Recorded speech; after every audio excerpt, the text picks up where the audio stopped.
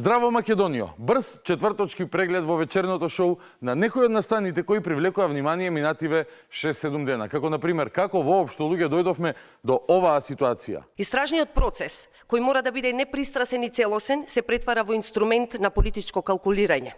Се заштитуваат позиции, се менуваат стратегии. Пред само неколку недели, јавниот обвинител беше под притисок за разрешување и тоа директно од Мицкоски. Владата започна постапка, се вршеа јавни напади, се создаваше јасен наратив за негова недоверба. Одеднаш пресврт станува потребен, постапката е стопирана, Советот за јавни обвинители не заседава, а Мицкоски повикува да му се даде шанса. Кога обвинителот од неподобен станува подобен, а истрагата ги допира само оние од минатото, тогаш е јасно дека неселективна правда не може да се очекува. Сада сама почитувани нема да молчи. Знам, иако некогаш е навистина штета што нема да молчи наместо да тресе глупости во обид да ја стресе владата, бидејќи ако пак продолжеше постапката за разрешување на обвинителот Коцевски, на штото го случена страшна трагедија. Истиот СДСМ од пресконференција ќе обвинуваше дека бруталната нечовечка власт ја спречува правдата и истрагата, го обезглавува обвинителството наместо тоа да работи. Па како на ВМРО дека не му е важна правдата, ке се создаваше наратив, туку само одмаздата кон обвинителите, дрн. Знаеме, луѓе сме чуле, сме виделе. Ама окей, чим така, еве ви предлог до вас СДСМ. Ако за Љупчо Коцевски, избран од вашето мнозинство, имате замерки сега после Кочани, ајде вие поднесете во собрание иницијатива за негово разрешување. Ајде вие побарајте разрешување на Коцевски, ако е сега момент за тоа, ако сте незадоволни од него и од, како што велите, селективната правда. Премиерот објасни дека таа постапка за разрешувањето е на пауза, бидејќи ситуацијата е таква да секој интервенирање во обвинителството во вакви моменти би било нечовечно. Нека заврши истрагата. Нека го комплетираат процесот оние кои вие сте ги бирале, па после ќе видиме што ќе правиме. Гревовите, непостапувањето не е заборавено. Нема селективна меморија, за разлика од некои други ситуации. Власта очекува процедурата за разрешување на државниот обвинител Љупчо Коцевски да трае со недели. Оттаму претходно истакна дека тој како државен обвинител е одговорен за неефикасноста во предметите, но и дека незаконски назначил прв човек на висшето обвинителство. Неодамна премиерот Христијан Мицкоски кажа дека Коцевски имал време да се покаже, а од опозицијата обвинија за упат на власта во правосудниот систем. Ова што го гледаме, што го прави власта е дефинитивно една груба партизација и затоа повикуваме да се трнат рацете, значи на политиката токму од правосудството и да се видат сериозни чекори дека се работи на сериозни реформи во однос на судството. Ова не е пред новата ера, ова е пред неколку недели. Тогаш разрешувањето на Коцевски беше упад на власта во правосудството. Не беше проблем што не постапувал, например, по случај против бивши функционери или што обвинители под него фаќаја пролив кога требаше да постапуваат во одредени истраги. Тогаш супер беше Коцевски за оние кои го избраа, СДСМ и ДУИ. Ама сега, после Кочани, сега не чини Коцевски, не го бива, ја сменил плочата и така натака. Добро бе, луѓе, нели ве фаќа малку срам? Ако не од тоа што се шиткале фалц лиценци на ваша смена и од ваши луѓе за диското на смртта, барем од 180 степени по различните ставови за само неколку недели. Кого треба да обвини обвинитело што во 2021, 2023, 2024 се давале или продавале лиценци без исполнети услови или пак фалсификати на лиценци со се архивски број? Па може ли некогаш да се покјути и да оставите некој да работи кога гледате дека работи неселективно?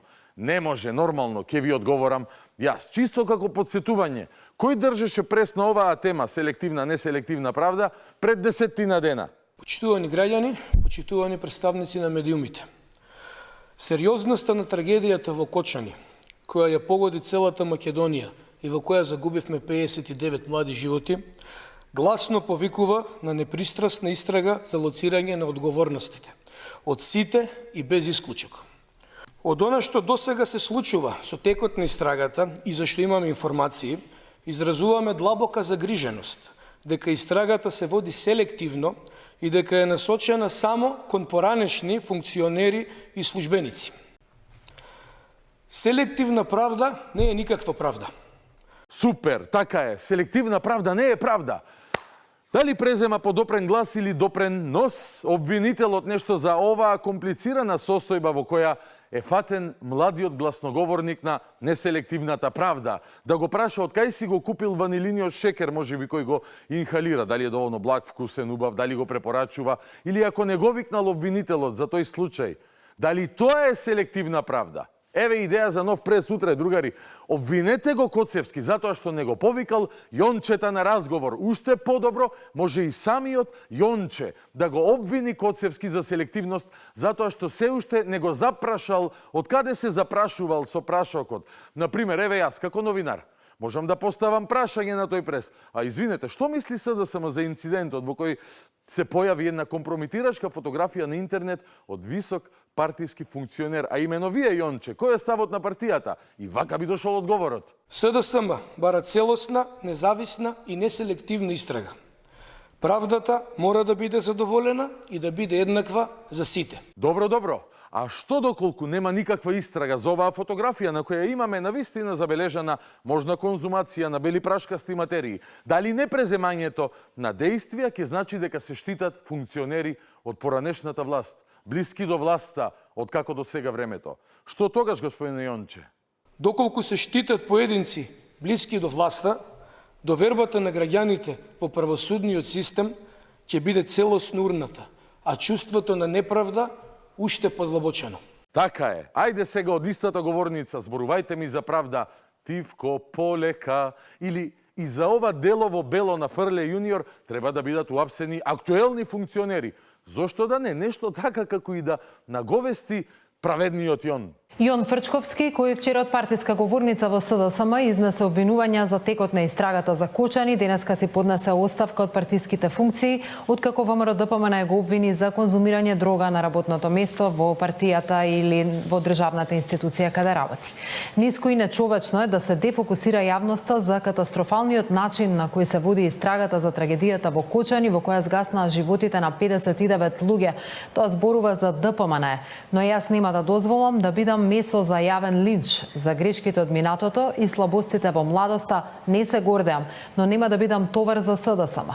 Партијата која што ги разоткрива сите криминали на ДПМН од морални причини се повлекувам од позицијата, директор на Центарот за истражување и анализи на СДСМ напиша во јавно објавената оставка. И додава на крај на статусот: фала на семејството и пријателите за поддршката во целата гнасна хајка во која ме втурнаа, пишува платениците на ДПМН. Ова е многу јак начин на преземање одговорност. Не сум јас виновен што сум правел бели црти на работно место пред мој близок, кој пак ме сликал и денес решил да ми ја заврши политичката кариера. Не, нема вина кај на шмарканиот. Вината е кај платениците на ДПМН кои правеле гнасна хајка, го втурнале во гнасната хајка. Наместо, например, да направат некоја негнасна бела црта. Или две. Make drugs, not war. И нема правда, нема мир. Или нема полче, нема мир, како и да беше. Селективна правда не е правда, нема проблем. Наместо да си покјутат. Тоа е. Знаете каков е животот во како до сега универзумот. Точно таков, како до сега. Ништо не се менува. Па ни некрофилските навики и манипулирањето и злоупотребите со трагедиите. Не успеа искористувањата на граѓанската нервоза и бесна улица, па си продолжија, одговорниците со истата политика. Доколку институциите постапиле согласно своите законски обврски, на терен ке имало присуство на противпожарна бригада, брза помош, адекватен број полициски службеници и сите неопходни безбедносни протоколи за ваков тип на јавен собир. Важи бе, нема проблем, бидејќи пред секој ресторан, пред секој кафич, пред секој диско, кабаре и така натака, на секаде во Македонија секоја вечер има и пожарна, и брза помош, и антибомбашки единици, се што ќе замислите вие во филмовите кои сега ги снимате, го има, нема проблем. Ама да бидеме малку посериозни. Прво, вели доколку институциите постапеле по своите обврски. Па вака, доколку институциите постапеа по своите обврски, немаше да издаваат лиценци за локал кој не исполнува услови за работа. Доколку институциите постапуваа по своите обврски, немаше да шиткаат за мито за неколку илјади евра фалсификат лиценци и конечно по истата логика дека МВР морале да гледаат како бајачки, дека во економија некој лани направил беден криминал, кој е за жал дел од овој грозоморен настан. Морам да ви кажам дека кога ќе побарате кривична одговорност за Оливер Спасовски од истата говорница, затоа што не открил дека објектот работел со години без услови, тогаш може да пробате да ја политизирате оваа трагедија и денес и да се обраќате и кон актуелниот министер за внатрешни. Инаку нема елементарна логика се што зборувате. Но не е проблем. Логиката не живее во оваа куќа. Еве како им вратија на овие ВМРО-вчиштава забарањето да се оградат од белите ноки на Јон Фрчковски. Прашањето кое што треба да се постави е дали ДПМН се согласува со скандалозните изјави на Миленко Неделковски и дали ДПМН ќе се дистанцира од Миленко Неделковски и неговиот за него препознатлив говор на омраза. Добро, како да се дистанцира ВМРО од Миленко? Зид да му направи околу куќата или да го пресели во, не знам, во Холандија, например, за да биде на поголема дистанца од партискиот штаб. Нити е функционер државен Миленко, нити е функционер партиски. Како да се дистанцираш од човек со кој немаш никаква врска? Тоа е исто како да ја прашам јас Кристина од Штип, дали таа ќе се дистанцира од Миленко или од мене или од било кој рандом човек во Македонија кој нема никаква директна врска со неа, за разлика од малиот Јон кој држеше прес на истата таа пресконференција кај што таа стои. Но тоа е што е. Неделава не беше баш сјајна за штипските социјалдемократи, не само за Кристина, туку и за локалните другари од име Јако. Штипскиот огранок на Социјалдемократскиот сојуз го повикува градоначалникот Иван Јорданов наместо реконструкција над зидините на Исарот да ја реновира бањата Кежовица. Еј, пазете какви проблеми има штипскиот СДС, додека Иван Јорданов е градоначалник. Пресконференција прават да не се реновирала тврдината под Исарот, туку бањата Кежовица. Нема муабет таму за асфалтирање улици, канализации и чуда врагови. Иван изгледа го извадил Штип од 19. век, ама не може да извади поштен социјалдемократ од бања. И тоа тие. Зошто бидејќи тие се бањатите, а ВМРО-вциве се небањатите. Наместо да се вложува во камења и ѕидови, локалната власт мора да инвестира во уредување на Кежовица и создавање на модерен бањски центар. Ете, наместо вложување во камења и ѕидови, колку тоа драматично звучи, општината мора во бања да инвестира. Во знак на протест не е лошо сите социјалдемократи од Штип да ги срушат своите куќи или, како што би рекле, збирштини на камења и ѕидови и ќе направат базени од протест и ќе живеат како вечно избањати. Со тоа, општината не само што ќе го подобри здравието и квалитетот на животот на граѓаните, туку и ќе генерира профит преку развој на бањскиот туризам. Ова е веќе сериозна стратегија за раст. Профит преку бањски туризам. Многу се фокусирани на бањата. За Исарот, напред за бањата. Штип заслужува бања, така ли е? Време е да размислуваме за иднината и за одржлив развој. А како може некој да размислува за својата иднина, ако не размислува за бања? Штип заслужува достоинствен бањско-рекреативен центар. Тоа и не мора на крај. Прекрасни! Целиот прес го посвети на тоа дека штипјани заслужуваат бања. Тоа е малтене човеково право. И лошо и сечениот материјал од пресконференцијата заврши со тоа и не мора на крајот. Штип заслужува достоинствен бањско-рекреативен центар. Тоа и не мора на крај. Тоа и не мора на крај. Сега, мора или не мора бањски центар во Штип? Заслужуваат ли бања штипјани или тоа и не мора? Насушна потреба е бањата или не баш? Дали овој круцијален проблем сериозно го изложувате и сте спремни и на протести и жестоки блокади ако нема бања? Или тоа и не мора на крајот? Мала насмевка за овој лапсус во овој тмурен инаку период. Барем не глумеше човеков дека замислени новинари му поставуваат непостоечки прашања, како колешката од Скопје. Јасно е уште сега за кои стратешки прашања ќе го советува Мицкоски. И поранешниот председател на Собранието Трајко Велјановски ќе го советува премиерот Мицкоски. Ова почитување потврда дека сите погрешни политики, штетни политики на режимот на Груевски се уште живеат во владата на Мицкоски. Нема промена во ДПМН и со оваа влада не може да се очекува ништо добро. Економијата ќе продолжи да тоне, стандардот на граѓаните да се намалува, додека власта граба пари само за себе. Ви благодарам.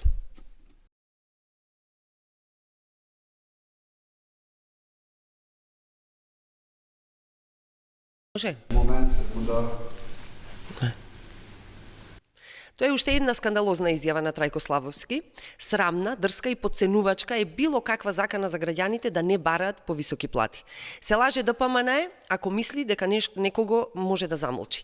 Граѓаните имаат мака да... уште еднаш може? Не гледам со очиве, иначе... Ајде. Тоа е уште една скандалозна изјава на Трајко Славевски. Тоа е срамна, дрска и подценувачка изјава и срамно, дрско и подценувачко е било каква закана за граѓаните да не бараат повисоки плати. Се лаже ДПМН ако мисли дека некого може да замолчи. Граѓаните имаат мака да обезбедат основни потреби за секојдневниот живот и со право работниците бараат повисоки плати. Обврска на власта е да ги зголеми платите, а не да се обидува да ги замолчува. Тоа е... Чек, грешка имат. Види, гледај. Имам. Може? Ајде. Ајде. Може. Тоа е уште една скандалозна изјава на Трајко Славевски.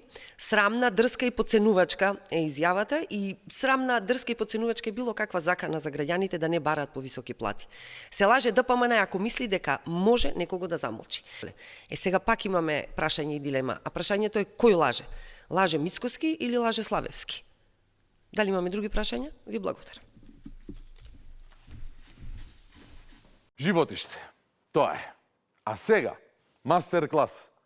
Професор доктор Стојко Стојков, нашиот пирински војвода, пиринската легенда, македонската легенда, повторно го имаме вечерва со своите брилијантни научни откритија и подвизи. Ви ветувам, ќе уживате. Останете со нас, започнуваме веднаш.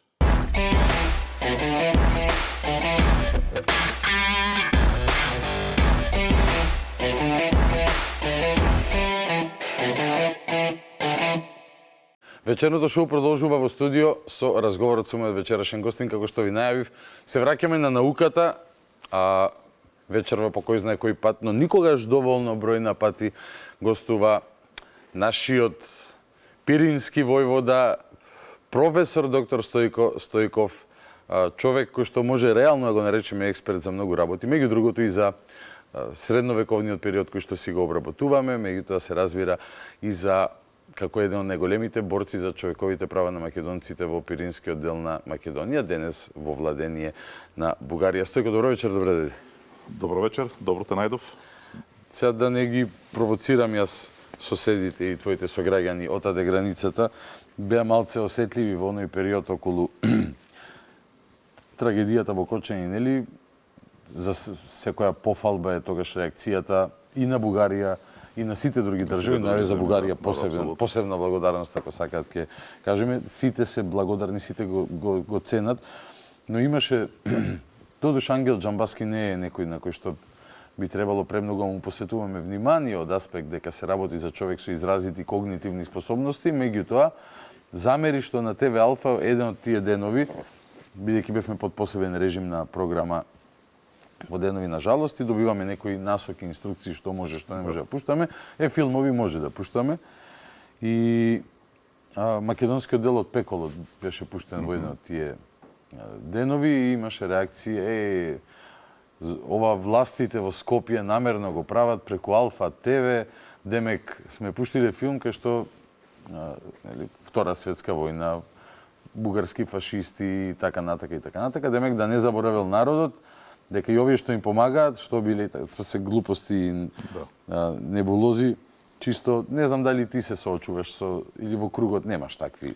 Не, немам такви проблеми. Јас во Пиринска Македонија, секој дури некој да се чувствува бугарин, има пријатели кои се чувствуваат македонци и обратно, така што луѓето... И се функционира нормално, се функционира, да. Може да биде причина за некои така закачки, нели за мајтар да си направат едни со други, но... и тука си го правиме и ние меѓу себе. Апсолутно, така што, но не. Луѓе како Џамбаски тие во тоа живеат, тоа е како професија. Нели, антимакедонизмот е професија, реално за многу луѓе во Бугарија, за жал е така. И не треба се чудиме дека всушност тој искористил еве и сега нашол нешто за да се замери. Не верувам дека некој пуштил филм со специјална намера, нели планирале, оти владата ич не е зафатена со трагедијата во Кочани и сите други маки и планирале на седница да треба да филмовите што се снимени во Македонија, голем дел од нив се со историска содржина, не дека па ги имаме и премногу. И сега што најголема трговска размена имаме со Германија, тоа значи што не сме да се пушти ништо на телевизија поврзано со Втора светска војна. Да, апсолутно, да. Малце небулози. Имаше уште еден друг случај, еве да го пофалам и Пендиков, христијан, го видов во облека на Црвен крст, не знам дали бугарски или македонски, не е ни важно.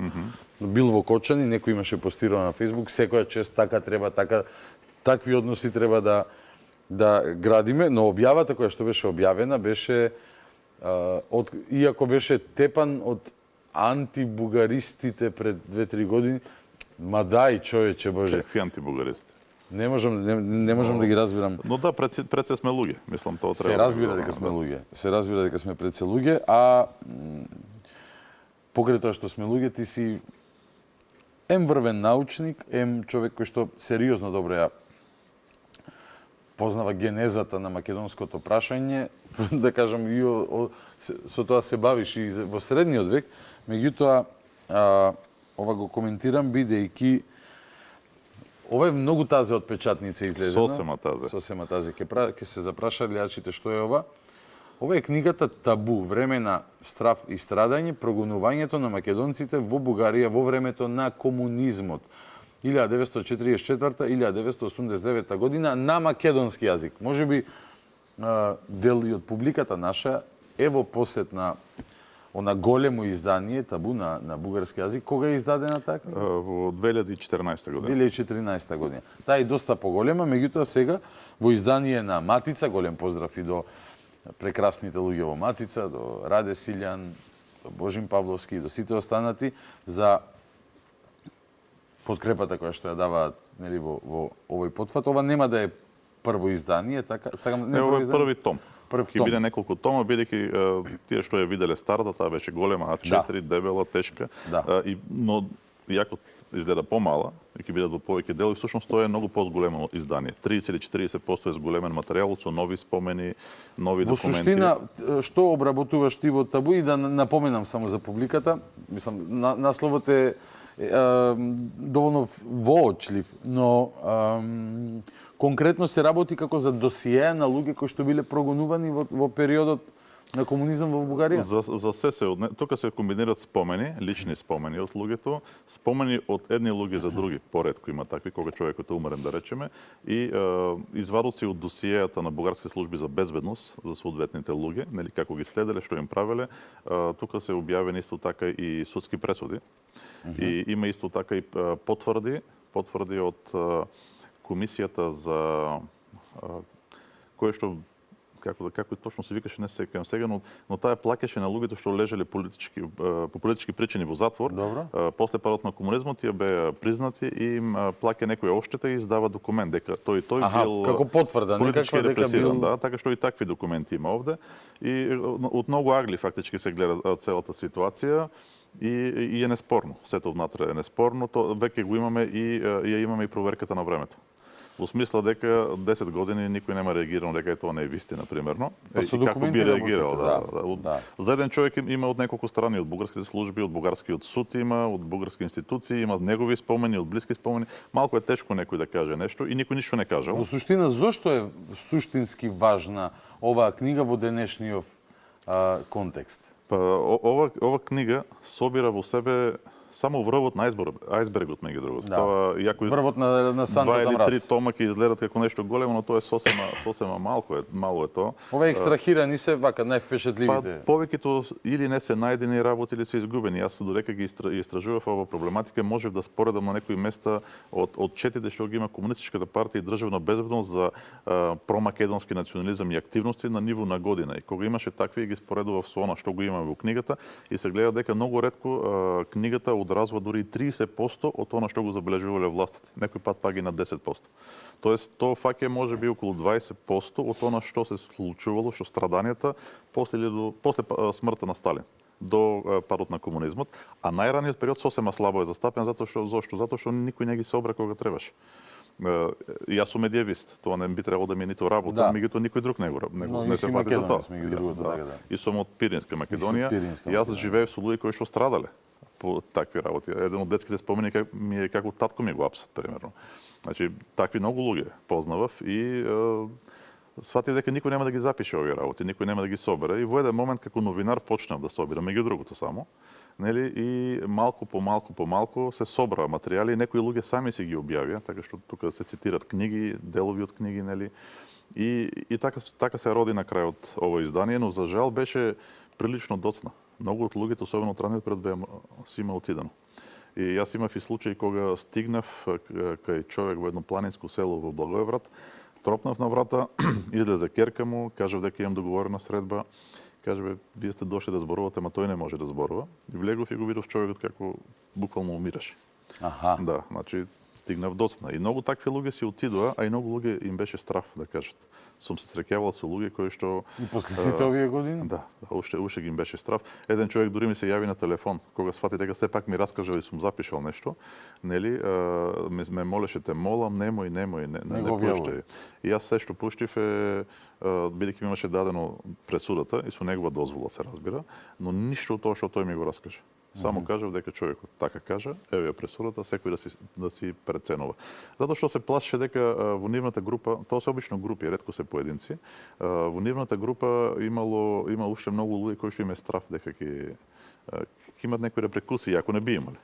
Но му се јавиле, го молеле и човекот на крајот кажа те молам немој. Јас ќе кажам кој знае под какви репресии били, а ти добро знаеш, си ги слушал, што и децении подоцна се уште го чувствува, да, го чувствува тој страф да јавно соопштат, иако се признати од државата на некој начин, нели, не како етнички македонци, туку се признати како луѓе што биле под дел од нив, не сите. Да, дел под репресија на комунистичкиот систем во. Но сепак има голем страф. Така е, тоа е тажната реалност. Овде ќе имаме, дајте лаптоп само да прокоментирам, ти ми посочи, јас па го сликнав. 1958 година, човеков кој што го гледате, научниот свет ќе го познае и препознае, се вика Ѓорги Попатанасов, денес е академик во МАН. Да, академик во МАН. Вклучителен ерудит, интелектуалец. Да, еден од најголемите експерти за старословенски текстови во Македонија. Да, точно така. И започнал така да се каже кариерата преку во бугарски затвор. На колку 5-16 години, мислам. Повеќе од тогаш страдале. Основниот дел од тие кога име во зародиш, мислата сака да им ја сосечат. Уште се биле на некој начин неизгорени, наивни. Постарите го имале изедено ќотекот. И повеќе калкулирале, да. И многу внимавале, и дури затоа не кажувале на децата. Меѓутоа, младите деца во основно дури и во средно организирале групи и се занесувале. Некои мислеле да ослободуваат и обединуваат Македонија, нели 10 деца. Ама да, тоа им лежело, тоа се собирале да пеат песни. Некои дури одели таму да собират оружје. Оружје да собират. И жандармеријата што вика тука, јалај при мен. И ги уништувале. Се во смисла сите оделе по затвор, ги бркале од училиште, невозможност да завршиш образование, те маргинализираат во животот. Ако случајно си учител, ќе бидеш учител во село, некаде кај што никогаш нема да излезеш, може и работа да изгубиш. Многу пати ги оставале со години без работа, ги притискале жените да се откажат од своите мажи, да се разведат. Маса луѓе биле иселувани во внатрешноста.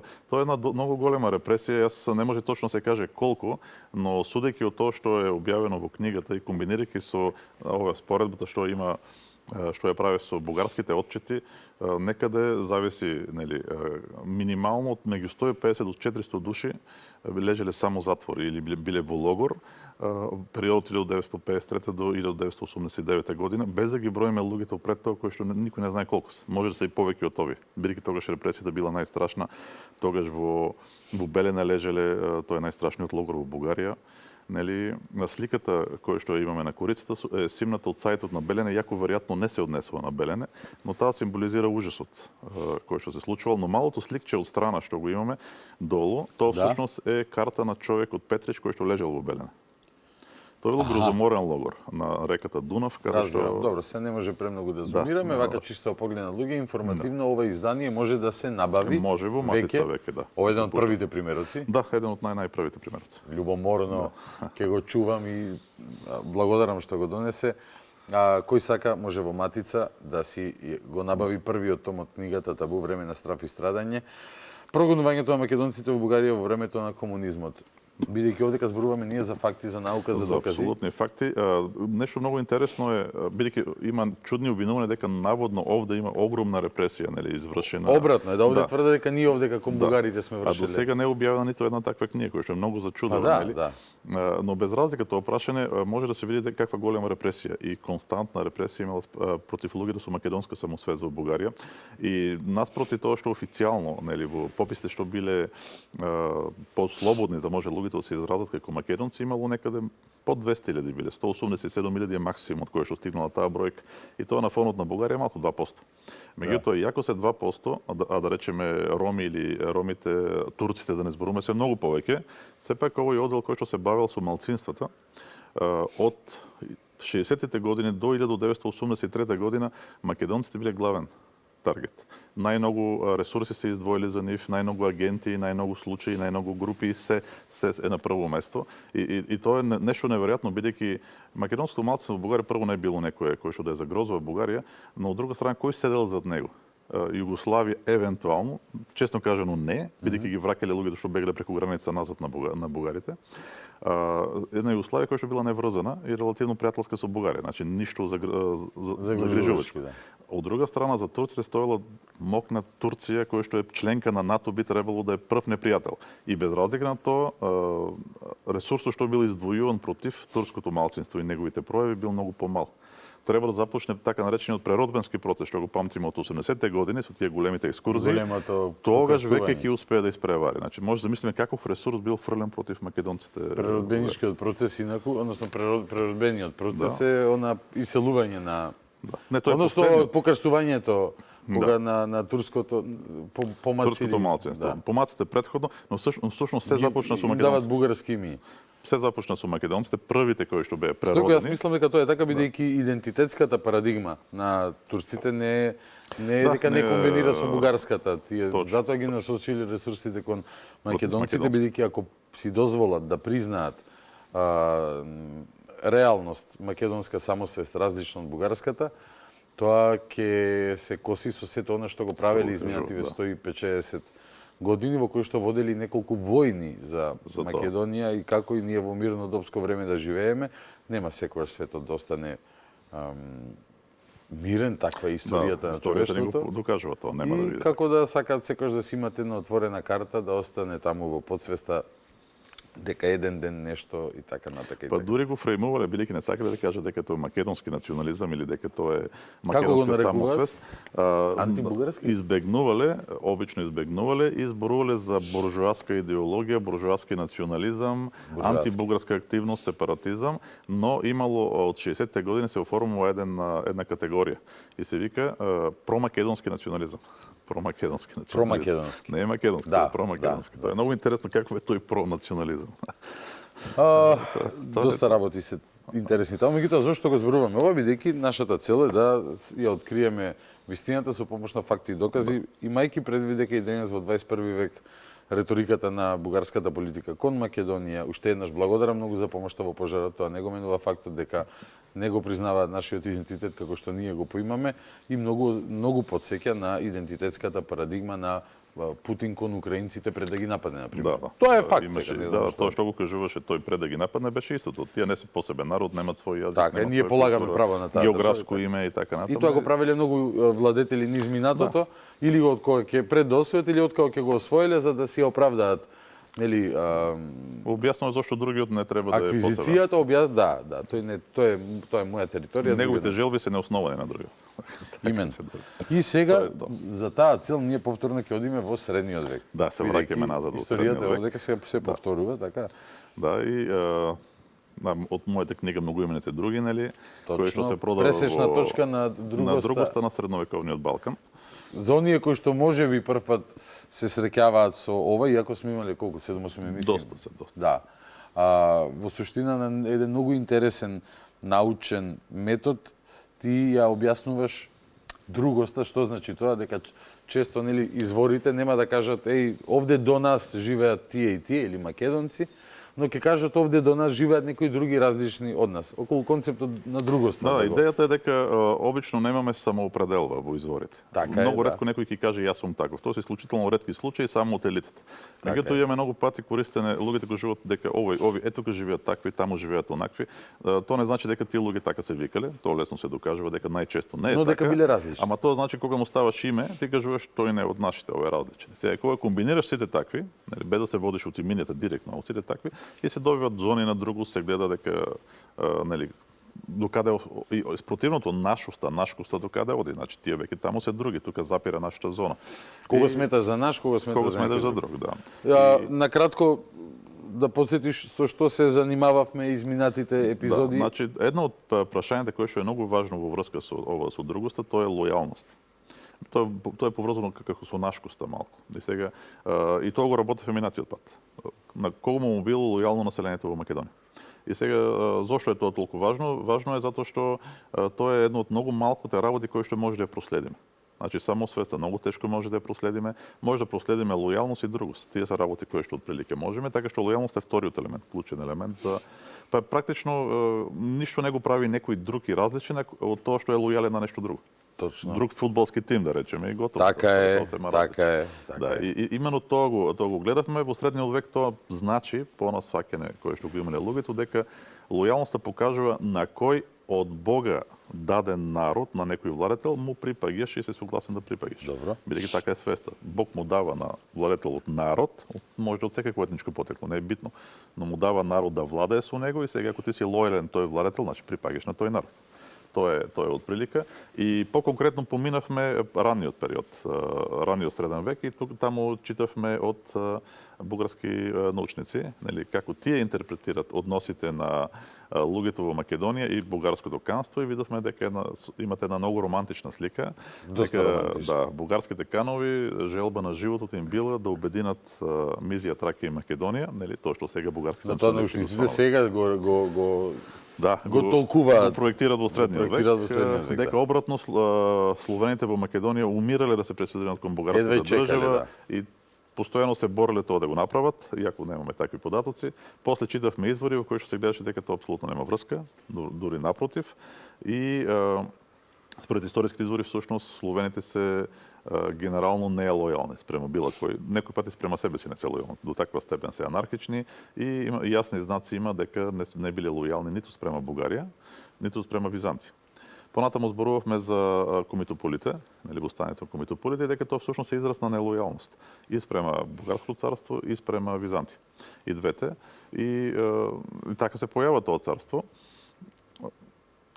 И понатаму зборувавме за дека тоа создава нова династија, нели, нова елита создава, која што е словенска, различна елита, и создава нова лојалност околу себе, и дека таа лојалност всушност не се протега на територијата што го имало целото претходното бугарско царство, туку елитата на претходното бугарско царство, етничките бугари што живееле во Добруджа, нели, воопшто не биле солидарни со ова ново царство, не му симпатизирале, не учествувале во второто востание за неговото создавање, биле освоени од страна на комитополите и после на брзина се предале на првата византиска војска. Значи има една меѓусебна несолидарност и нелојалност практично меѓу овие два дела.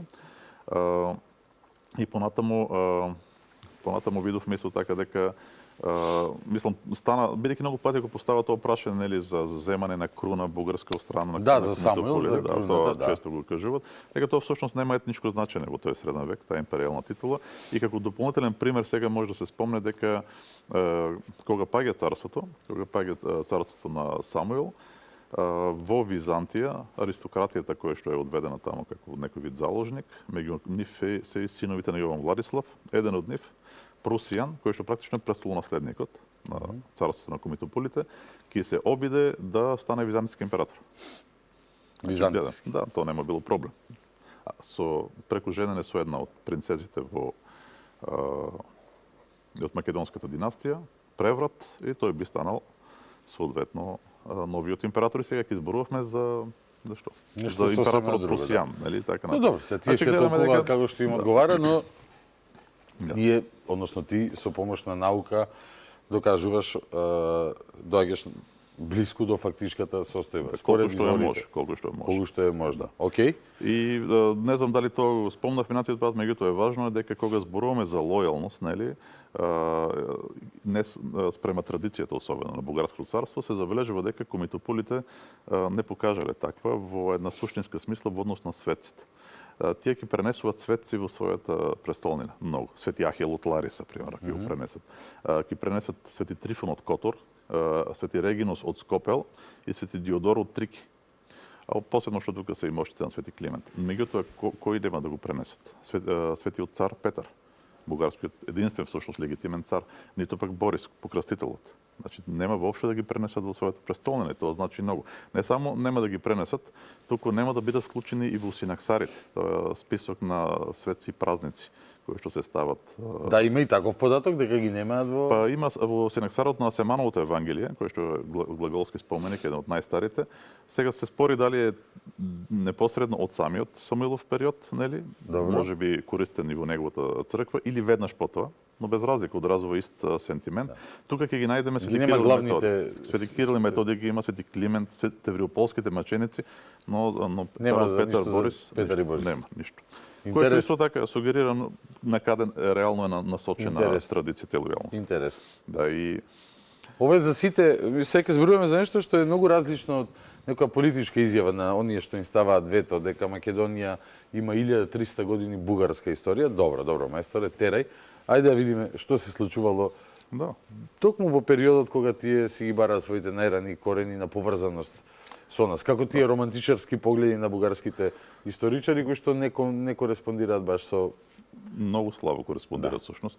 Иако се создава впечаток, пропагандата, тоа е пропаганда, национална пропаганда, која што работела повеќе од 100 години, така што е доста добро, нели, втемелена во бугарското општество. И добро е припремена за аргументација, особено кога човек не е добро запознаен, но во суштина тоа е само пропаганда, не е наука. Ако те прашам кога те викнале на бугарска телевизија да те прашаат за твоите ставови, одговорот ќе биде никогаш. Добро. Така да не е тоа општество подготвено за различно. Зборувам за научното, иако вака на прв поглед има научници што делуваат дека би сакале да слушаат, не знам, као Дечев, као на Историја БГ сум ги гледал таму, нели, на BNT, не знам дали оди уште таа емисија.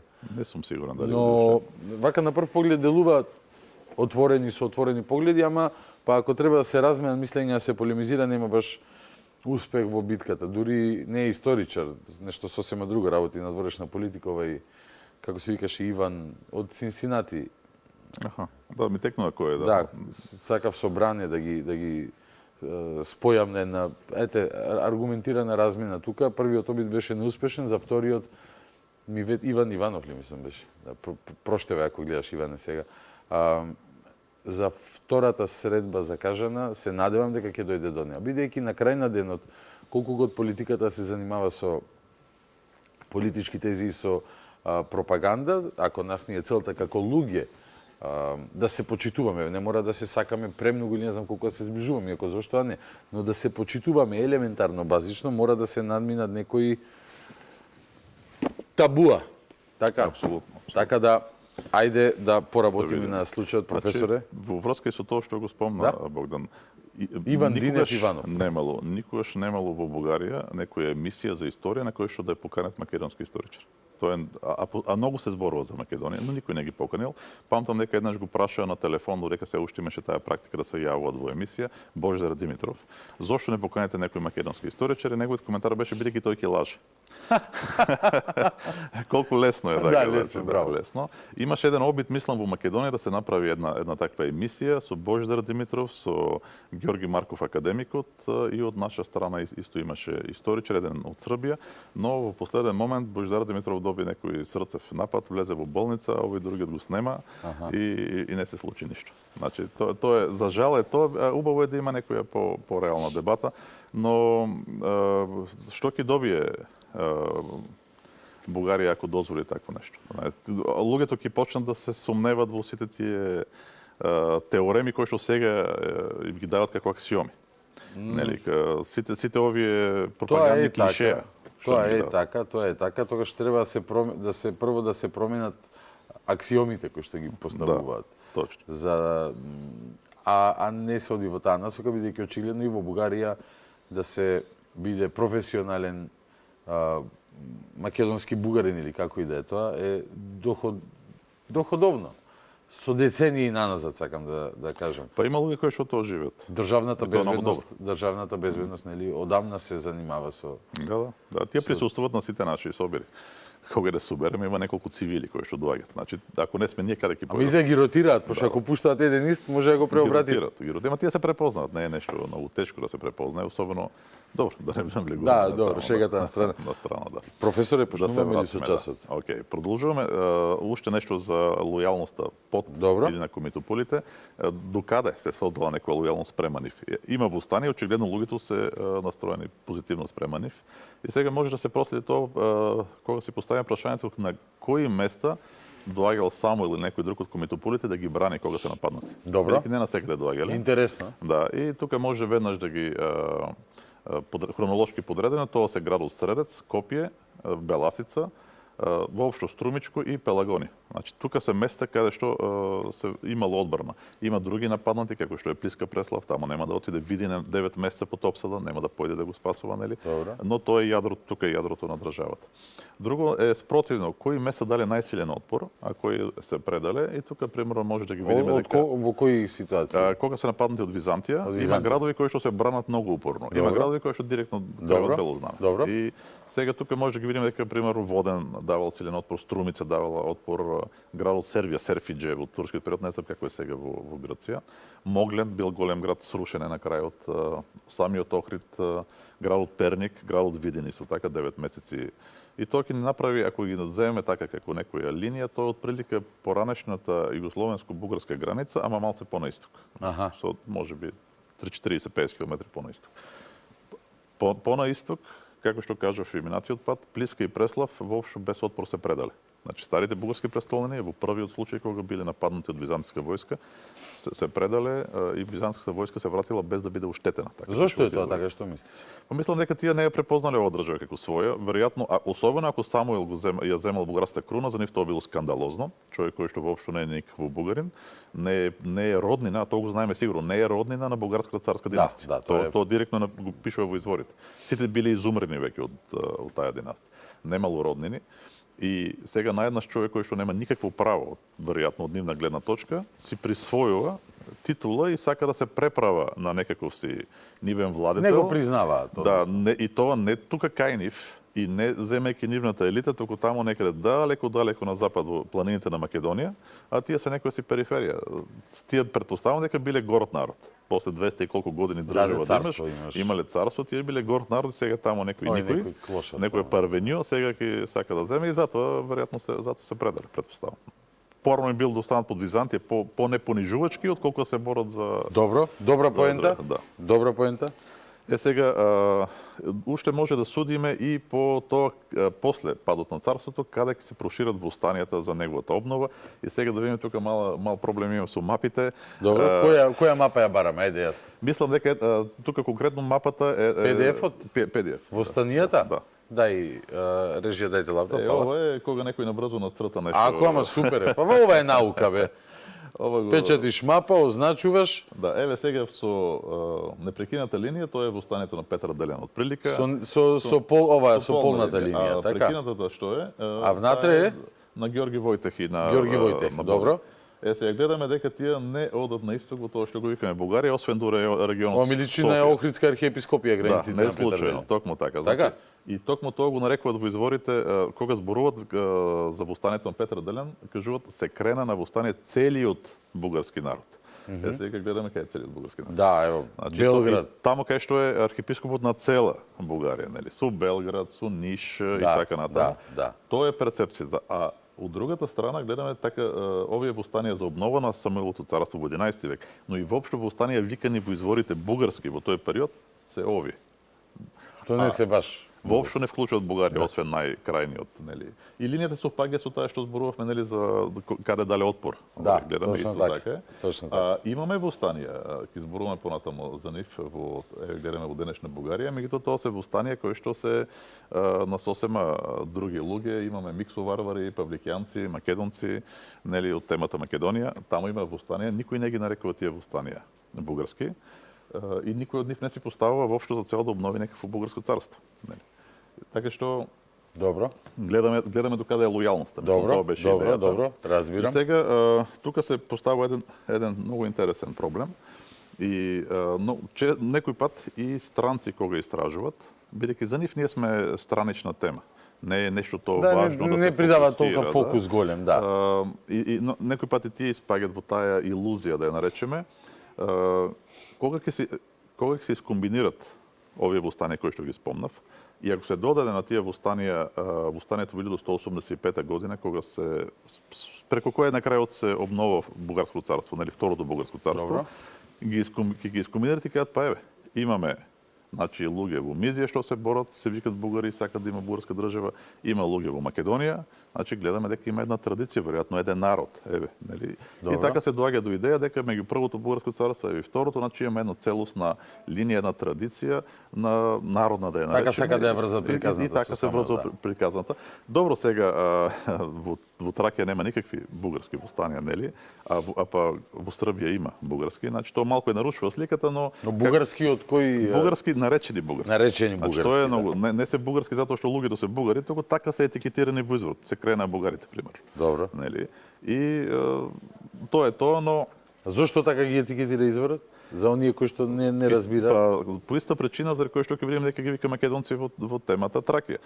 Тоа е име на еден катепанат, административна област, и соодветно луѓето се именувани според тоа. Не за инаку би требало да прифатиме дека предците на србите биле бугари. Да, добро. До таму би стигнали, тоа е апсурд.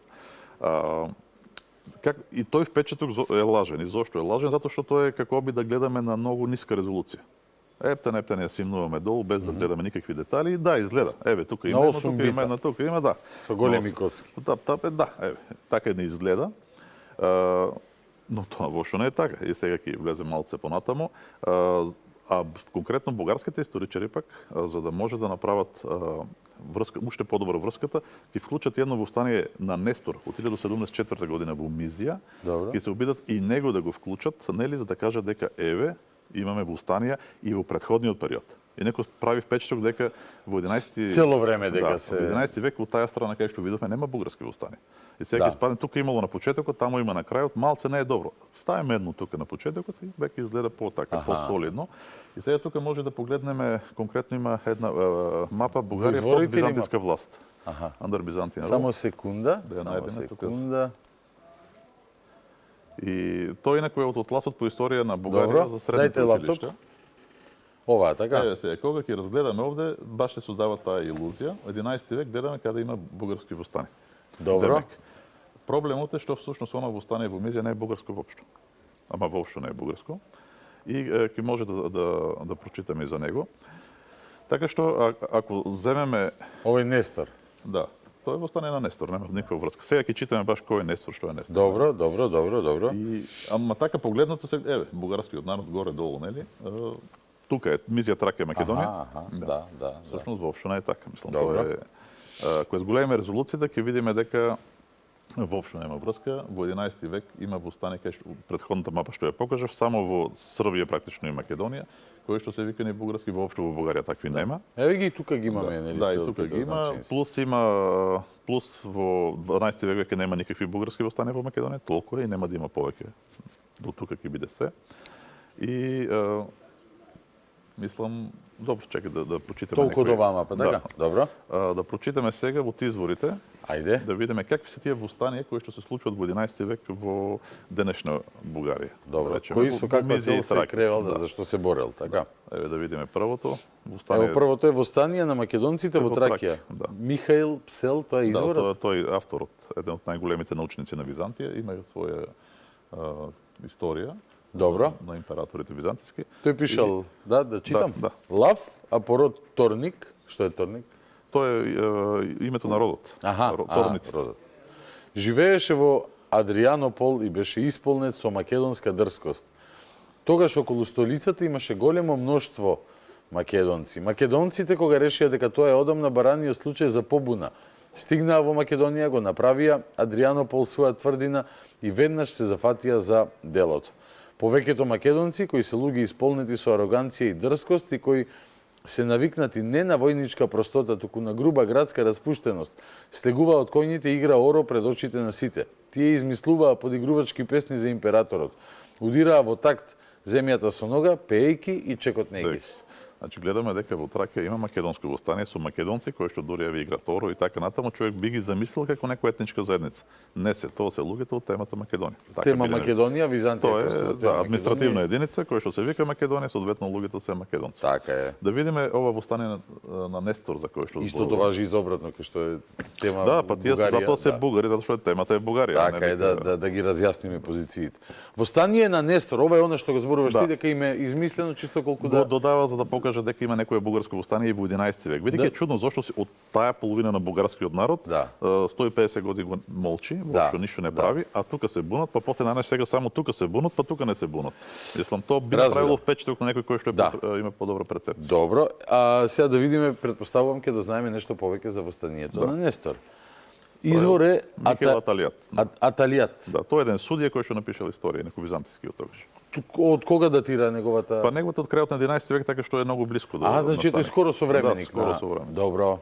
Тој вели: полуварварското население што живеело покрај Дунав започнало да се буни. Покрај Дунав лежа многубројни и големи градови во кои има мноштва собрани од сите јазици. Оде на грчки нешто пишува. Тоа е исто тоа на грчки, да некој сака да го види. За да го добро, добро. Скитите што се имале преселено таму порано донеле скитски начин на живот.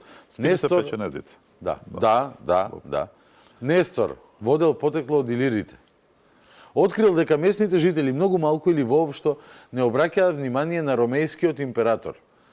Нестор се придружил кон нивниот план. Било страв пред нив, било што му се допаѓало нивното решение поради племенската блискост со нивниот род. Кон оваа спогодба тој ги придобил и народот на печенезите и се договорил со нив да започне непомирлива војна со ромеите, односно со византиците. Тој навлегол во Македонија со печенезите, однесувајќи се таму многу лошо и жестоко, а собраната во Адрианопол војска немала храброст да излезе во битка против него. Да. Сега, што гледаме и во првото и второто востание, немат за цел да обноват бугарско царство, не си прогласуваат свој бугарски цар, имаат намера да сменат император или да сменат некој министер. Второто сака да смени министер, првото сака да смени император, Лавторник да стане император. Во тие востани учествуваат луѓе што ги викаат македонци, илири, скити, печенези, ама никој не спомнува никакви бугари. Воопшто немаме таква работа и никој не ги нарекува бугарски востани. Значи, тоа е реалноста, но тоа нешто ќе биде истолкувано од еден од големите бугарски медиевисти, Иван Божилов, следното да видиме како тој тоа ќе го раскаже. Во историја, неговата книга Историја на 500... Тој со Ѓузелев напиша една први том на историја на Бугарија и тоа конкретно во средновековниот период, првиот том, и тоа е негов дел, тој го пише. Добро. И тој вели, понатамошната судбина на темата Паристрион е поврзана со интересна личност. Ова лице е бугарин од Нестор, машала, браво, кој направил кариера во Константинопол. Го пратиле во Дрстар. Силистра денешни. Да се справи со бунтовничкото расположение меѓу населението во... сега го пратиле тој да ги... Да, навистина го пратиле, ама тоа бугарин ќе видиме. Добро, за тоа од аспект на бугарин дека го пратиле, валјда тоа им е тезат. Но новиот капетан Дук брзо ги усвоил идеите на локалното бугарско население. Добро. Се здружил со печенезите и со големата војска отишол во Тракија и логорувал во близина на Константинопол. Сега наеднаш гледаме дека населението стана бугарско. Само додаваш бугарин и бугарско и... А другите поими што ги најдопен во изворот ги нема воопшто. Чича, Мича, готова е прича, вика Керкамија, по тој принцип функционирале и ево. И Селишчев и... Да, мислам Милетич. Изборуването тој начин треба да се ги нагодиш изворите и реалностите за да направиш приказна која што да ја продадеш денес. Само доде бугарски бугарини. Смени неколку и поврази некои работи што не се поврзани и така се случува. Сега тоа дека е бугарин, тоа во никој извор го нема. Видовме дека е наречен Илир. Михаил Аталијат зборува и кој знае поимот бугари и го користи, го поврзува со мизи, но никогаш со илири. Илири кај него е посебна категорија која што изгледа се поврзува со словените. Така што од неговата терминологија има автори заклучува дека тоа е пример, дека во Мизија имало словенско население кое што не е било сметано за бугарско. А тоа само покажува дека никаков А читам и за бугарски народ не се скитите создава. таму, да. А скитите печенезите се однесува, да, кои што таму живееле, донесли скитски начин на живот. Има спомнуваат се водачи на локалното население, еден од нив е Сеслав. Значи се гледа дека има и словени таму. Овој е племенска близкост има со нив, со словените, значи тој е словен најверојатно, но не е бугарин. Тоа воопшто не е никаков бугарин, ама еве така го направил. Така си стои во историјата, така го учат. Добро. Добро. Населението местно бугарско, населението е наречено местно, локално, енхориос е наречено, не е наречено бугарско. Видовме дека таму имало луѓе собрани од сите мноштва јазици на светот. Значи тоа е не случај, таму има власи со сигурност, ќе ги видиме подоцна, има словени, има тие бугарите што биле печенезите, можеби од тузите некој останало, имало можеби и некој грчко население. Таму било хаос на север и тие ги викале нив микс со варвари. Тоа е поим кој што се користи за некои луѓе кои што се, како да кажам, не се целосно романизирани, но сепак се на некој начин имат некоја. А постои ли друг извор што Божилов би можел да го цитира? Не. Значи фактички прави фалсификат, тоа сакам да. Мислам има друг извор кој што спомнува, меѓутоа нема во никој извор информација кој што да би поддржала тоа што го кажува. Значи е фалсификат. Тоа што тој го прави едноставно користи таа теорија што имат. Фалсификат. Добро. Толкување, да го наречеме. Ајде, толкување по негов камера на мене. Дајте камера на мене. Фалсификат. Добро. Одиме понатаму? Да, одиме понатаму. Океј, морам и јас да преведам на да се потсетиме на тоа што го зборувавме можеби многу назад во првата емисија. Во 11-12 век никој, ниту еден автор не забележува никакви бугари во Мизија и во Траки. До 1185 година. Тука поминуваат крстоносци, тука се византиски автори, тука е се и се што во Стани има, никој не забележува таму такви луѓе. Само во Србија и Македонија заради тематиката пенат од Бугарија. Океј. Толкување на Данаил? Не, сега нема да читаме тоа, малку подоцна ќе дојдеме до тоа. И тоа што го спомнав исто е важно. Востанието кои што ги нарекуваат бугарски, кажуваат дека се востание на целиот бугарски народ. Тоа видовме каде живе. Значи тоа воопшто и на тој начин е исклучена Тракија и Мизија. Сега понатаму. Ништо и фактички нема ништо етнички во тие поеми. Тоа треба да се знае. А тоа се користи ептен многу се користи, нели, од бугарска страна, докаже дека населението е бугарско. Не докажува дека населението е македонско. Исклучително посветени на тоа да си ја градат својата фабула, приказна, дека постои еден континуитет на државност од 687, не знам од кога ја ставаат. 681 до 1396 и до денеска. И до ден денес. Иако некои подати малце поназад, до 430, 300. Да, има и такви обиди да направи. Уште малце лека по лека одиме наназад, до пред Христа ќе дојдеме, а можеби и до Ное. Бидејќи има и такви кои одат до дедо Ное, дека може тоа. Таму во Црното море ја изградил својата барка и таму потонала и така натака и така навака.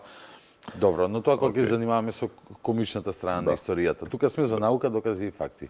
Слушам, професор. Сега за да може да додадеме и тоа за кој што претходно спомна овој извор, таму се гледа каков бил ставот по принцип на населението, особено во Софија, од таму изворот, спрема бугарската традиција и царство. Нели, бидејќи зборуваме дека во целиот овој период имало една традиција, нели, кон тоа царство, па и обиди за обнова, кој што кога ќе ги зголеми резолуција гледаме дека се распаѓа, ништо од тоа нема, но тој извор добро покажува баш од средината на оваа територија за која што се претендира. Ние еднаш читавме од него, но убаво се потсетиме уште еднаш како гледале на бугарското царство луѓето во Софија денешна. Да. Добро. Одиме. Толкување на Даниил, 12 век, од денешна Софија. Средец. 7 цареви круниса Бог. Прв Сарух во Асирија. Да. Седми Константин во Цариград. И кога ќе настане почетокот на злото во целиот свет, ќе се дигне Михаил Каган кај бугарите.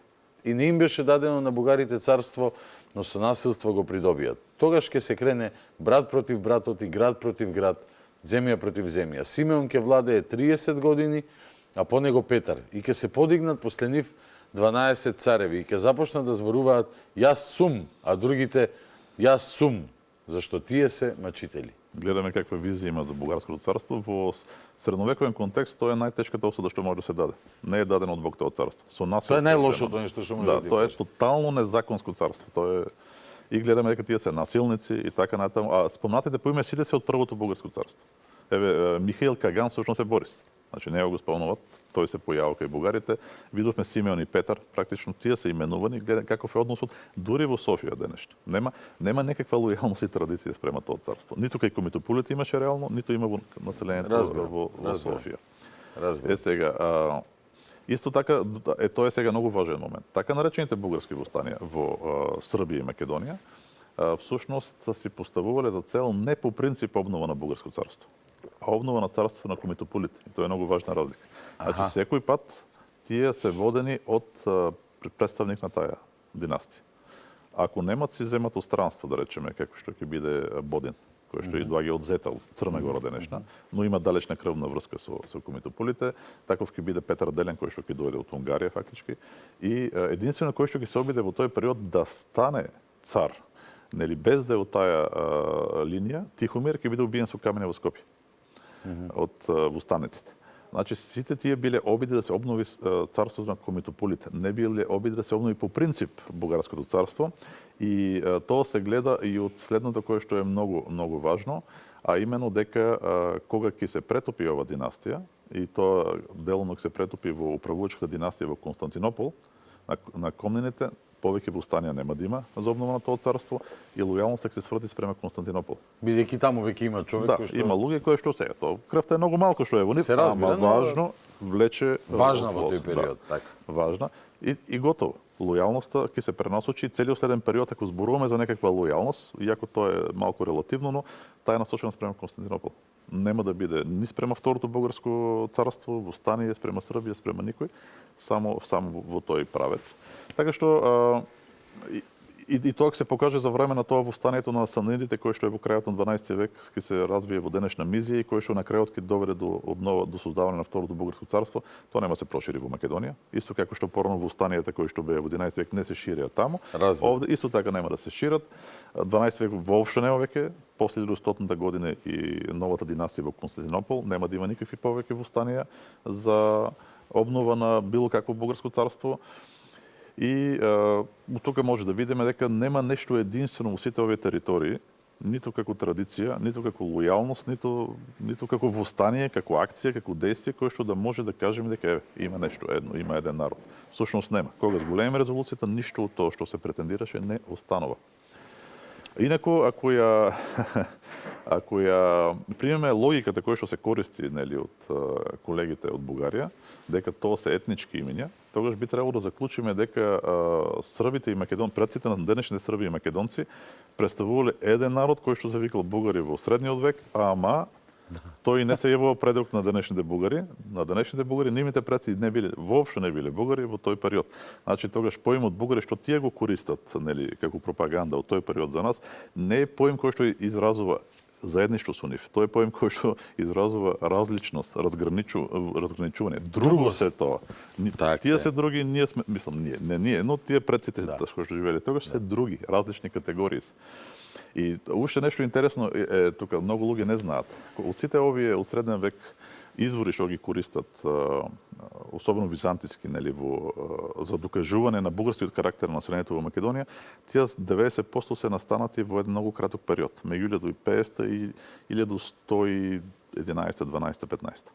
Скоро сите се од тој период кога постои темата Бугарија. Бидејќи понатаму останува диецезата со тоа име, нели, на цела Бугарија, која што не опфаќа воопшто Бугарија, освен западните делови, но темата ќе ја снема во крајот на 11 век. И најнаш ќе има драстично опаѓање на користењето на бугари и такви работи. И има понатаму, ама многу помалку. Не се работи за етнички термин, тоа ја нема административната единица, го нема и поемот. Се работи за административен, после религиозен, исто административно религиозен. Тој пак е религиозен, тој пак е административен, тоа е диецезата на нема врска со етнички. Ама денеска затоа ти гледаш таму кај што не пишува бугари додаваат бугари, а не пак кај што пишувало да речете. Таму кај што пишува се цитира задолжително.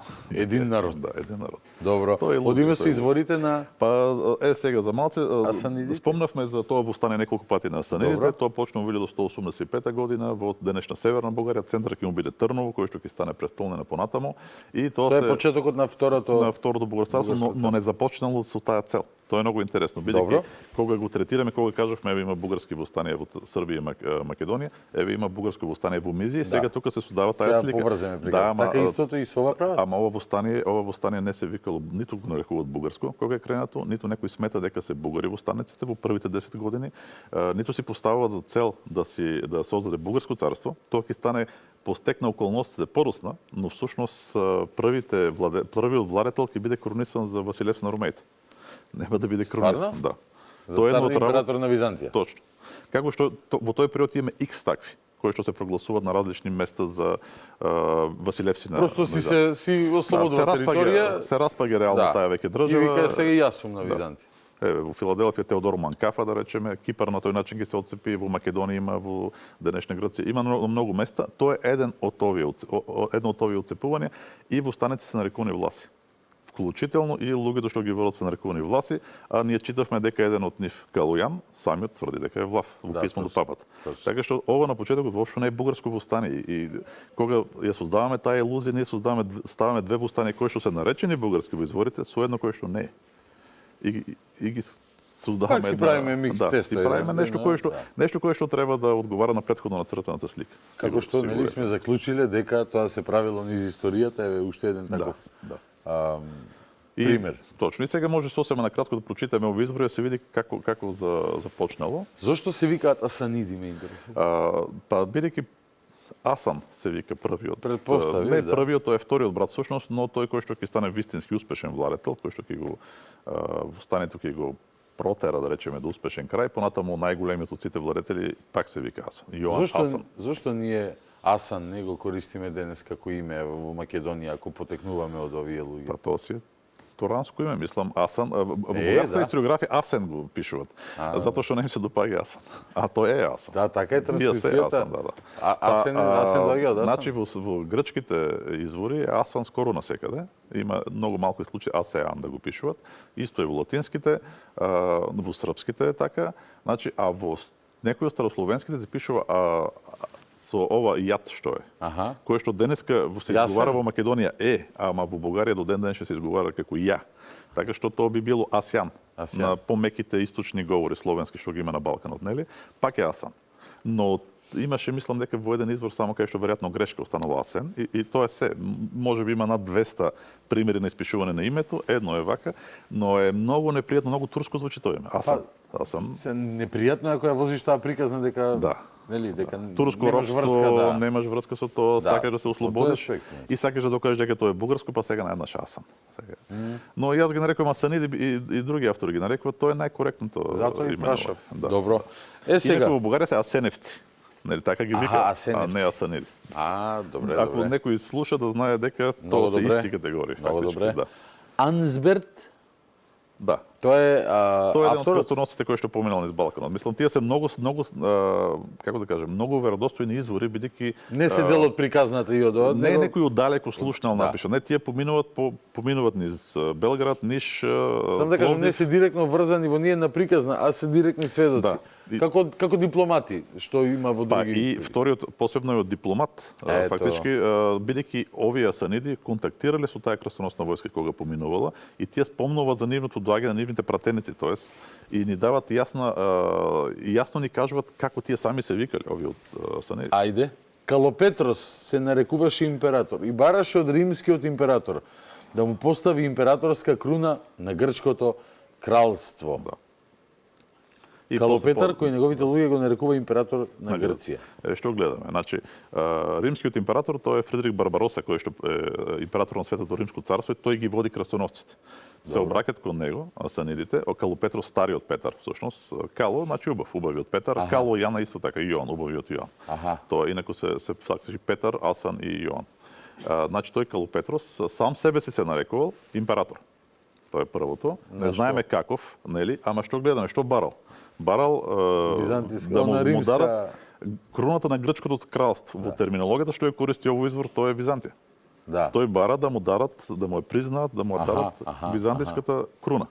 го викат кралство бидејќи императорите од Светата Римска империја не признава дека тоа е Римска империја Византија, затоа го деградираат како грчко кралство. Мислам тоа си е така. Да. А овој не сака да возобнови бугарско кралство, туку овој си сака, според првото сака да му дадат именно таа, не да го признаат за цар на бугарите. Не, тој сака да биде признат за византијски император. И второто уште појасно го објаснува. Историја на крстоносците. Да завршам. Извини. Вториот цитат кој што кој неговите луѓе го нарекува. Неговите луѓе го викале така. Император на не е Грција. тоа бугарски цар кој што се прогласил за бугарски цар, ама сакал и византиски да стане. Овој ги терал да го викаат, викајте ме. Тие неговите луѓе си го нарекувале император на Грција, тоест Василевс на Ромеите. Ги терал.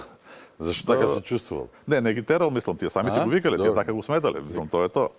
И тоа е сосема јасно, мислам, од каков император бил. А еве сега историја на крстоносците, кој што исто е пишувано од учесник во тој поход. Историја на крстоносците пишувана од учесник, истиот период, 1189-1190 година. Кало Петрус молеше императорот да ја постави на неговата глава со своја рака диадемата на грчкото кралство. Уште еден потврдува истото нешто. Еве другиот е веќе византиски автор кој што бил многу добро запознат со оваа ситуација, бидејќи баш во тоа време кога доаѓаат крстоносците е управник и на Пловдив денешен. И тој вели, едниот од браќата, Петрос, ја овенчал главата со златен венец и на нозете поставил и стегнал пурпурни сандали. Не знаев дека пурпурни сандали носели императорите. Пурпурната боја е само за императорите. Да? Да. И за облеката, да ставиш пурпурна облека, особено сандали, тоа е државно предавство. Значи ти прогласуваш дека ти си императорот и креваш во стане. Тоа било директно акт на предавство. Не сум го знал. И тоа што го опишува е истите зборови користи за X други такви узурпатори во тоа време. Но никаде не кажува се прогласи за цар на бугарите, за Василевс на бугарите, не. Направи тоа што прават сите други во тоа време, како Теодор Манкафа и другите, става пурпурни сандали, златен венец става, фактички се прогласува за Василевс на Ромеите. Тоа е она што се случува и сега имаме уште едно да прочитаме тука. 100 имитациони монети од зоната на востанието со надпис Теодорос Василевс на Ромеите. Да. Теодор Василевс на Ромеите. Значи Теодор крал на ковани се монети византиски. Токму во тој период во Мизија каде е востанието, 100 се најдени. Имитациони бидејќи не можеле да си коват сопствени монети, тоа не е лесна работа, но копирале, имитирале. Во случај да го имитират и гледа Теодор Манкафа, но што е интересно, кој е овој Теодор? Теодор е царското име на Петар. Тој си зема тоа име. Теодор Петар, така е познат. Значи овој човек си ковал, гледаме какви монети ковал. Теодор Василевс на Ромеите. Ова се потврдува од сите други извори што ги видовме. Во раниот период ова востание е ромејско востание извршено од влашка популација која што ги придобила во помош куманите. Дали го имаме овдека некаде Божилов кој што ги каже дека не е така? Тој има цела книга за Асеневци, голема книга и така натаму. Бугарија. Во бугарската историографија имат голема мака со ова влашката тема и куманската. Ама голема мака имат, бидејќи второто царство, ако го гледаме во помодерни етнички категории, тоа е пред прво влашко и потоа е куманско. Власи крајот востанието, првата династија изгледа, не самите си кажуваат дека се власи, а куманите го спасуваат востанието. Тие се главната сила. И поросна, реално има кумански династии. Значи тоа од почеток до крај тоа може да се вика бугарско на една етапа понатамо, но тоа е влашко-куманска држава на некој начин. И тоа е многу непријатно за бугарската историографија. Имале долга војна со романската историографија. Тоа сударот бил, романците кажувале тоа е влашка држава. Нели? Не, овие не се власи не значи власи значи пастири, кои што всушност се бугари. Имаме X такви теории. Трошки си толкуваме, власи значи друго, ама бугари ќе толкуваме дека кога во Македонија некаде ќе најдат бугари, тоа може да се толкува само како етничка припадност. И директна, апсолутно 100% точна праволиниски со сегашната. А ако најдеш некаде власи, тие власи не се власи, нели? Тие власи се нешто друго. Тази дупка не е дупка. Така се создава тоа, инаку не можеш да создадеш таква приказна, мислам. Фактите почнува да сметат на приказната. Тоа е голем проблем. Но не се оптеретени со вистината премногу нашите добри соседи, така да тоа е што е. И фактички, значи, ниту востанието почнало како бугарско, ниту го прават бугари, ниту си поставува за цел да обнови некое бугарско царство. Ке се случи порусна, кога ќе видат дека нема шанси да го направат тоа што го сакат и треба да се легитимират на некој начин, но нема да биде тоа правичната цел. И ќе видиме и понатамо дека тие не ја напуштили никогаш оваа цел. Значи, дури кога ќе се видат на некој начин Калојан, ќе се види приморан да прими од папата титула Рекс на бугарите и власите, крал, демек, на бугарите и власите, што тој си го толкува како император на бугарите и власите, Во првата прилика што му се покажала, а тоа е кога тогаш пак е Константинопол, четвртиот крстоносен поход. Добро. И тој не успева да се договори со нив. Иако со папата нели има релации и тие му кажуваат директно крстоносците или се подчини доброволно или ќе ти дојдеме. И сега кога сфатил во каква ситуација, тој се видел во небрано, но во тој момент аристократијата ромејска од Тракија, која што исто така била отфрлена од новите крстоносци, кои што им кажале владееме веќе ние, вие собирате си го багажот. Терајте. И тие се обратиле кон него, јако го мразеле бескрајно. Тој ги плачкал на нивната територија нон-стоп претходно, Тракија токму. И се обратиле и му кажале ќе те прогласиме за император на Византија. И овој целиот сил среќен го прифатил тоа веднаш, иако имал веќе титула нели на бугарите, прифатил да е император на ромеите и именно на тој начин навлегува во таа крстоносна нова држава и ќе постигне големата победа при кај Адрианопол над крстоносците, властите главно куманите нели ќе постигне таа победа и именно на тој начин тој ќе се прошири дури до Солун. Ќе го уништи Серес, затоа што аристократијата кој што било тука и кој што, како што кажав, е лојална на Константинопол, сега се свртува кон него, бидејќи нема никој друг византиски император веќе, а тој е признат за таков од аристократијата во Тракија. Но што се случува? Се случува тоа што силата на неговата сила се куманите, ама тој не може да ги контролира. Куманите доаѓаат само за да плачкат. Тоа е прилично диво племе и многу силно, мислам, и Чингис Хан има проблеми со нив. Значи, тие доаѓаат за да плачкат, но кога ќе се наплачкат, си одат. И секој пат Калујан треба да напушти, нема сила за да остане. Но што е страшно, кого да го плачкат сега тие? Поданиците на Калујан, новите кои што стана негови, нив треба да ги плачкат. Наеднаш овие луѓе сваќаат дека тоа не ни е заштита. Ние сега сме плачкани од нашиот нов Господ. Џабе го бирав. Да, џабе го бирав. И почнуваат масовни восстани. Масовни восстанија и во Пловдив, и во Димотика, и на многу други места. И целата таа територија е изгубена со огромна брзина. Калујан се враќа да се одмазди. И одмазата му е зверска. Тоа е толку збесна што му одземат умиленото нешто какво што е нели титулата Василевс на ромеите, што еден од претендентите ќе го одере жив на портите на Филипопол и ќе го обеси там. Вау. До таква степен бил бескрајно гневен за тоа што му се случило. И не е само тој, понатамо ќе видиме дека и најголемиот од владетелите на таа држава, Јоан Асан II, тој после битката во 1330 година. Иван Асен. Иван Асен, да, Јован Асен. Ќе победи во 1330 година Солонскиот император, византиски, и после тоа ќе освои Тракија и Македонија и тогаш ќе прими титула освен цар на бугарите и на грците. Тој ќе ги преципира овие територии како Грција, како Руманија и ќе земе во својата титула имено значи тој сакал исто така и да биде император на Византија. Тие сите сакале, а подоцна дури Јоан Александар Кискија, кога веќе Византија се распаѓа и пропаѓа во 14 век, кај него ќе се роди идејата за Трет Рим, Трново, нели, куманскиот по потекло владетел, бугарски цар, ќе почне да го гледа своето царство како третиот Рим. Во тој период фактички Македонија не постои како Македонија поминува во различни, има неколку државички во Македонија. Има освен на Хрс, на Стрес, тие ги оставаме. Сам да кажам и тоаш нели кога е тема Македонија, темата веќе за македонци. Да. Сега темата веќе сега нема и почна името да се враќа во Македонија полека. Се гледа при некои од крстоносните автори, тука има и кралство крстоносно, меѓу другото, Солонско кралство, кое што ќе издржи 20 на години. Подоцна има Солонска империја. Тука епирскиот владетел тука ќе се прогласи за император со поддршка на Охридскиот архиепископ. Но ќе биде дали се забележува император на македонците или на Македонија? Не, нема, таква титула нема во тој период, мислам. Тие користат актуелни титули. Титулата е само директно поврзана со односно не е ни грчки, тука е ромејски ради Византија или бугарски ради бугарското царство. Тие се тие двете круни. И Солонскиот император го кажав за да направам дистинкција. Тој не се нарекува Солонски император, тој Василевс на ромеите. Разбирам. Добро, да разјасниме таа позиција. Сега, сега ќе видиме не само што восстанието за кое што зборуваме и кое што не било и бугарско на почетокот нема да се прошири во Македонија, нели? Но и подоцна бугарската држава ќе има многу сериозни проблеми да се прошири овде и да задржи овие територии. И всушност многу кратко ќе ги владе. Ќе зборуваме понатаму и за тоа. И тоа е малку чудно, ако ова е восстание, ако ова држава таму е бугарска, нели? И ако тука имало такви бугарски во наводници традиции, зошто местното население и елити не се приклониле на овие новите? Сепак дел од тие елити треба да потекнуваат од комитополите. Зошто не се Не се, едноставно не се. Не успеле да придобијат овде лојалноста, без разлика што фолклорните традиции во народот за Самуил биле многу живи. У 13 век има стат дека Самуил е в устата на луѓето таму по цело време. Грчки автор грчко јазичен автор кој што ги вика бугарите, нели, местните, но без разлика. Самуил славниот Самуил е во нивната уста постојан. Но на никој начин нема да успеат асанидите да придобијат тука никаква лојалност. И како што видовме, за да се прошират, земат и во иднина сите ќе го прават, земат дополнителна титула и на грците. Значи, тие не сметале дека тоа е бугари. Тоа е за на грците, тоа сакат. И секој пат кога ќе при прва можност тие територии се губат. Нелојални се. Чекај сега тука да видиме. Не знам колку време имаме всушност. Па имаме уште некои така 20 минути.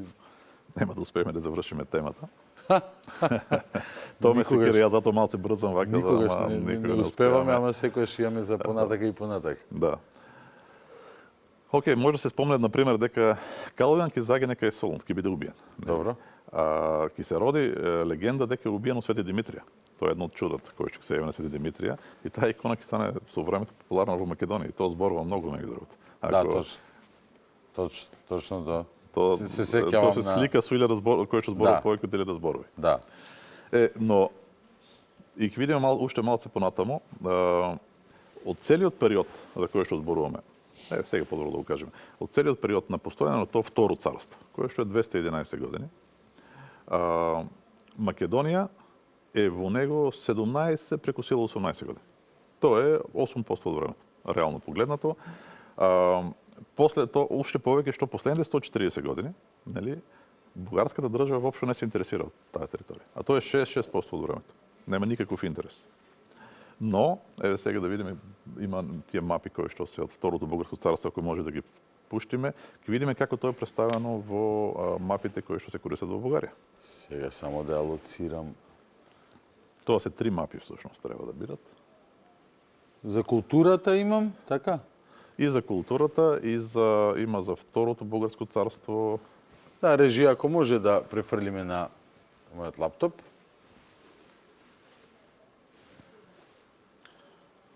Еве, тоа е представено како култура на второто бугарско царство. Добро. Сега, овие територии не се сочинуваат ништо единствено, освен во имагинацијата на авторот на мапата. Не се во територијата на, кажав само 18 години се во територијата на бугарската држава, а 200 години се покажува овде како културата да е нешто заедничко единствено. Плюс има различни текови во културата овде. Ако има заедничко нешто, тоа е по византијска линија, по линија на исихазмот и на христијанството. Не е тоа нешто кое што е заедничко за овие територии, па различно од другите. Тоа воопшто не е вистина. Всушност тоа е една голема манипулација овде гледаме. Но да видиме другите мапи. Но мапа трпи све, така, хартија трпи се. све. Може човек да направи. Како е? Еве гледаме тоа е за востането на станидите, го покажуваат, нели? Ова не интересира сега? Не, тоа само за понатаму. Добро. Не таја. Ова е убаво да види. Како што гледаме, ова царство Што стои тука османско? Тоа е породно османлиски освојување. Тоа не е битно, битно е што ни покажува скоро целата втора, нели, бугарска држава со сите нејзини етапи. И ако гледаме, тоа со сигурност ги вклучува Мизија, Трака и Македонија, така? Добро. Тоа е 13-14 век, мислам, ако да. се лажам. Значи цело време очигледно Македонија е во тоа царство. А видовме дека таа е само 8% од времето во него. Значи тоа е една многу манипулативна мапа. Понатаму има уште една мапа, една со многу мапички. 1396. Да. Тука ќе видиме демек тоа царство и сега со мали исклучоци пак гледаме дека Македонија е во него. Барем во 3 од мапите односно си ја нацртале. А во една малку, си ја ставиле, така. Сега тоа е доста манипулативно. Чекај, ова е добра резолуција има. Ајде да не речат оддалеку само. Овдека малку струмица е. Малку. 1187 Асени Петар. 1207 Борил веќе огромна, да. До Епир дошол, видиш. 1241 Иван Асан, односно Јоан Асан. Огром, да, Јоан Асан. Гледаме колку е голема. Но точно под неја има една многу интересна. А чека, Угро Власи? Па ги стават демек и наводно и Влашко и Молдава биле во тоа царство, кој што според мене е нонсенс. Воопшто нема Добро. 1304 тука ќе тие две мапи. Тука признаваат, викате не е сега. Тука таа е следната мапа, но потоа, иако тука пак 1332 пак нешто земале од Македонија барем малце. Да. А ова е исклучително дрска мапа всушност. 1369 цар Иван Александар. Да, гледаш дека дел од овие се потемна зелено, Да, помалку да, зелено. И сега добро. демек тоа што се мапата сака да каже. Овие гореле од желба? Ова зеленото е баш бугарското Трновско царство, а ова другите се бугарски феудални области. Дрскоста е голема што тие во Македонија на никоја основа не би можеле да се наречат такви. Тоа се феудалните владетели што се појавиле по распадот на Душановото царство. Добро. Јас би разбрал ако ги наречат српски примерно, затоа што тие биле претходно српски цар феудалци, Душан, да. но со која основа ги нарекуваат бугарски феудалци, тоа е неверојатно. Мислам, тоа е неверојатна дрскост овде. Како што заклучивме, кога некој не е оптеретен со вистината, така, Ама не само што не оптеретено со вистината, тука проблемот што го имаме, сакат да конкретна лага да се докаже, сакат визуелно да представат дека Македонија секој пат била во тоа царство, а таа била 8% од времето. А овде... Ако сакат да направат вистинска мапа, таа би требало да биде само северна денешна Бугарија, како и до Ниш, да речеме, до дел од Србија, а се што е на југ од Стара планина и да не зборуваме за Македонија, треба да се покаже дека само многу кратко е владеено и е губено. Мислам, тоа никогаш не е составен дел од ова држава. Аха. И сега ќе видиме и уште нешто интересно, а тоа е дека лојалноста, се вратиме пак на лојалноста, сега 13-14 век. Ќе цитираме нешто? Да, сега ќе имаме извори за цитирање. Да видиме каде е.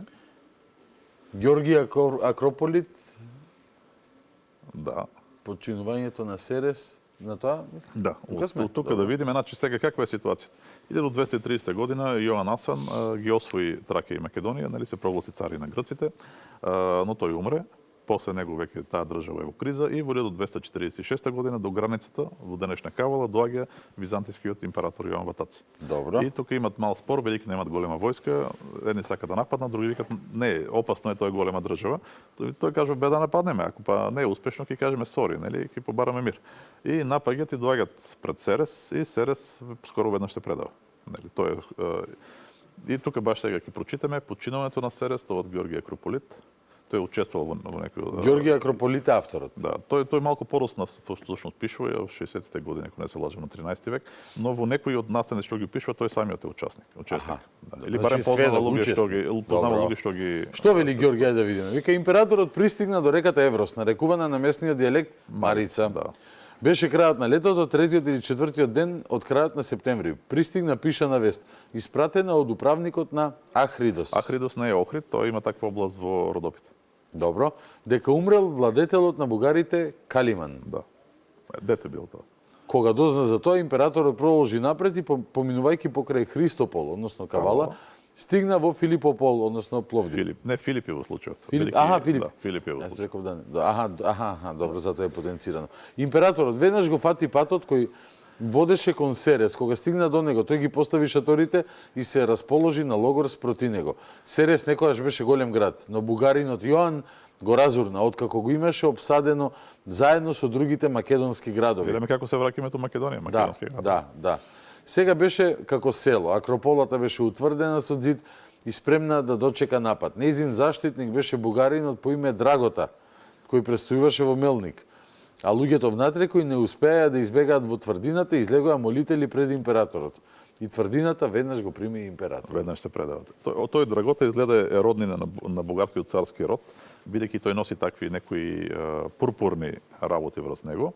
Но сега да видим што се случува после тоа во Мелник. Добро. Мелник, ова е се во продолжение. Да, во продолжение, да. Мелник поминува под власта на императорот. Говор на Никола Манклавит пред жителите на Мелник. Никола Манклавит, еден од поугледните жители на Мелник, престанал да зборува тајно. Доволно страдавме, рекол тој, од управата на детето Калиман, но бидејќи ромејскиот император е дојден близу до нас, ние треба да се предадеме нему, кој е безбеден господар, познава кој е добар и кој лош и има право над нас од древно време, мајку му стара. Белја, Да. Тешко. Лојалноста е спрема Константинопол. чудна позиција. Од древно време поседува права. Зошто и нашата земја и припаѓа на ромејската држава. Бугарите многу алчно ја искористија ситуацијата и станаа господари на Мелник. А сите ние потекнуваме од Филипопол и пород сме чисти ромеи. Што год да значи ромеи. Така? мислам римјани. Така? Да, римјани, точно тоа значи тие. А инаку и ромејскиот император има навистина права над нас. Само да кажем, види пород викал ние сме римјани. Да. Па не баш, нели? Ама не, тоа идејата и во тој период род се користи тој како највисока категорија, тоа е наднарод. Значи ние припагаме на тај тоа нација фактички. Затоа има и род бугари исто така, не дека народност бугари, туку припадност кон тоа царство. Како некаква нација, така припадници. Повеќе од тоа е наднационална категорија, род. Во таква смисла. Кога го кажа тоа, лесно и без многу тешкоти ги убедил сите да поминат на страната на императорот византиски. Тие испратиле како пратеници некои од своји сограѓани, наводно тајно, а всушност повеќето луѓе знаеле и се поврзале со императорот. И предходница тоа се викале. Императорот напишал Хрисовул, што ги содржал нивните барања и го даде на пратениците и нареди да го занесат на жителите на Мелник. Тие веднаш се собрале сите, оние кои биле првенци, кои биле запишани во војската и воопшто повидните од жителите. И дојдоа кај императорот, кој логоруваше околу така нареченото место Валавиздар. Тие беа над 500 души добро облечени, угледни мажи од прв поглед достојни за почит. Значи отишле во дипломатска мисија да си официализираат дека без војна ќе и Мелник се предава без бој. А што станало со другите градови? Сега имаме продолжение многу интересно. Ајде, уживам. Источна Македонија доброволно поминува под власта на Никеја. На Византија. Центарот тогаш е Никеја, бидејќи Константинопол го држат крстоносците. За кратко време тој беше станал господар на многу градови и на многу земји, без да стане некаква војна, без да падне некој во битка, без да се пролее крв и без да игра меч по човечко тело. Но Тивко и спокојно без пот го завладеа сето тоа како да му се паѓаше некакво наследство од татко му. Зашто му станаа даношни обврзници, Станимака и Цепена и какви градчиња имаше покрај планината Родопи. И граница меѓу него и бугарите стана реката Еврос. Марица. Од земјите на север на императорот се подчинија Стубион и Хотово, силни тврдини и областа на Велбушт и Скопје, и Велес, и дури до Прилеп и пелагониските селишта, Невстапол и Просек. Се помина под власта на императорот.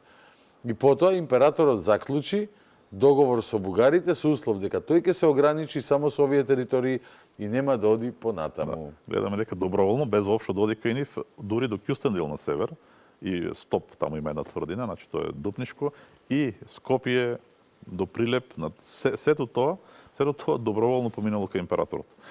А што станало на запад од Прилеп? Таму пак завладел друг византиски управник, таму завладел епирскиот десет. Се ова кој период беше? Тоа е 1246 година. 1246. Значи, само 16 години откако ова територија е под власта поминала на Јоан Асан, сите тие доброволно се предават на византиските владетели без никаква борба, без ништо. Тука се гледа колку слабо било влијанието на бугарскиот владетел и колку силно била лојалноста спрема Константинопол. Веднаш се предале луѓето. Али ќе каже Румен Радев, имате вие 13 века. Да, а после тоа, и тоа го признават и некои, штета што не е на Божилов, имаше интересен цитат, тој така пишува, изразува жалење за некои работи во историјата. Тоа е многу, Бог да го прости, но со тоа беше многу забавен. И тој има еден таков коментар после 1206 година, вика, за жал, бугарска држава запре да се интересира од Македонија. За жал. Боже драги. Да. Нема ли тој проблем само бугарите, кои што веќе се надвору тука натаму од Тигра, 100 и кусур години натаму, и Србија. Значи, Душан ќе освои Македонија, ќе искористи граѓанската војна, ќе се прогласи и тој веднаш како Јован Асан, ќе се прогласи за цар на Срби и Грци. И грчкиот дел во наводници е од Скопје на југ до безкрај, до кај стигне. Сето тоа е демек ромејскиот византискиот дел. Односно Грци мисли на Ромеи на Византија. Значи, во средниот век на словенски јазик зборот Грци значи само Ромеи. Нема никаква врска со сега тоа што ние користиме денеска Грци. Денеска зборот Грци значи припадник на нација што самите себе се викат елини. А во средниот век тоа значи луѓе што самите себе се сметат за Ромеи. А круна како има српска за да е крал на србите и на... Значи крал на србите тие добиле круна порано. Имат, но сега станува цар. Сам се прогласува, а прогласувањето е многу интересно, меѓу другото, тоа е интересно прашање затоа што за да го направи, всушност ќе дојде бугарскиот патриарх од Трново, кој што порано е признат, Охридскиот архиепископ и српскиот архиепископ заедно во Скопје на 16 април, мислам беше 1346 година, ќе го прогласат него за цар. Српскиот, Охридскиот и бугарскиот. Заедно ќе го прогласат. Малце парадоксално во денешно време, допред некое време. По принцип немале право да го направат тоа. Зошто бугарскиот си го присвоил тоа право? Тоа е баш оној период на царот Јован Александар кој што самиот почнал да се замислува дека Трет Рим прави. Готово, Византија пропаѓа, Јас ќе бидам императорот на новиот Рим, бугарите се новите ромеи, нели ги има латините, грците демек, така како се користи сега бугарите, и неговиот патриарх почна да се однесува како да е вселенски патриарх. Почна да постава дури митрополити во Украина денешна. Да, има много интересно. Почна да се однесува како да е вселенски патриарх и создава со тоа разни проблеми. И тоа е однесување на токму на таков патриарх кој што постава имено император. Амбициозен дечко. Но и како таков грчки демек, нели, цар Стефан Душан Односно, многу ќе му се ромејски, ќе му се улесни. Да, а во неговите текстови кои што се на грчки, тој се титулира именно така ромејски. Таму нема грчки. Тоа е само на словенски е така. Тој ќе освои цела Македонија освен Солун. Интересно многу. Во грчките текстови стои ромејски, а во словенските грчки. Да. Тие се еквивалент, тоа не е нешто. Да, разбирам, така и сте излекле дека тоа значи тоа во науката не е. Тоа е официјална негова титула. Се подпишува на тоа. Не пишува на грчки, елински, мелински, Не, нема елински, нема грчки, на грчки пишува ромејски. Василевс ромејски. Супер, добро. Забавна историја, многу е забавна, да. И сега што ќе се случи во 1350 на крајот 1351 година, откако веќе завршила граѓанската војна во Византија, ќе се обиде императорот Јоан Кантакузин да си земе нешто назад во Македонија. Ќе дојде и не доаѓа со голема војска, но да видиме сега што се случува со него. Да прочитам. Јован Кантакузин за својата офанзива во Македонија. Самиот го пишува тоа. Да, сам за себе. Конкретна есента 1350. Вели, и ноќва се у логори во близина на Амфипол, што го држеа трибалите, односно се мисли на србите. Да. Тоа е на истекот на Струма, ако некој не знае, таму влегува во морето Струма. Градот го држеше Брајан. Па срби некој да рече. Старо српско име Брајан, интересно. Добро. Тој добро расположен спрема царот вети да прави се по негова волја и се обврза со останатите пријатели на царот да се договорат и во погодно време да се покажат корисни за царот. И трибалите ги протера од тврдините околу градот. И за кратко време земјата стана чиста од непријатели. Со каква леснотија паѓа целата ова територија назад кога доаѓа императорот. Сега ќе го нападне градот Бер во близина на Солун. Кантакузин го напаѓа Бер. Кога дојде до капијата наречена Обсикијанска, сред на други граѓани стражари, на кои им нареди да им помогнат и да ја разбијат портата. Сега само момент. Значи, тој се приближува кон градот да го нападне и среќава стража од градот. И кога виделе дека е ромејскиот император, тој им заповеда директно. Тие би требало да го бранат градот за Стефан Душан против него. Наместо тоа тие веднаш императорот дојде и тргнуват, добиват заповед да ја разбијат сопствената порта. Да. Да ја разбијат портата побрзо отколку што треба да се каже. Тие отворија капијата и го пуштија царот натре. Кога се уверија дека е царот во градот, сите со акламација тоа го прогласија на сите и веднаш ги нападнаа трибалите. Гарнизонот што бил српски. Царот кога виде дека градот е веќе целосно освоен и самиот побрза спрема Акрополата, поздравуван со извици од граѓаните и свечено придружуван со песни. Како го пречекале таму византискиот цар кога се со песни. Овие бугари, бе? Не, да ме бугари. Според бугарската наука. После освојувањето на Воден, ајде да видиме. Се приклучија без борба тврдините и градчињата околу Едеса и Верија, така наречениот Старидол, Петра, Соски, Дверија, уште и Острово и Нотија. Да. А сега почнува да се шири. Наиста како беше ситуацијата со претходниот Јован Ватаци, додека си седи тој во денешна Сидро Кастро, таму бил логорот, му доаѓаат сами да му се предадат градовите од Македонија. Слично се случува и сега, овој седи во близина на Бер, почнува да доаѓаат пратеници од секаде, сега ќе видиме од каде. Уште додека царот престојуваше во Бер, од многу славните градови што во старо време биле подчинети на ромеите, а кои немалку време биле подчинети на трибалите, односно србите, дојдоа тајно да преговараат и да го молат царот да дојде кај нив, зашто ќе го примаат откако ќе ги избркаат трибалите. И не само од другите градови, но и од самото Скопје, која изгледа е престолнина на кралот, на Душан се мисли, и која е одземено од државата на ромеите од времето на Михаил Палеолог.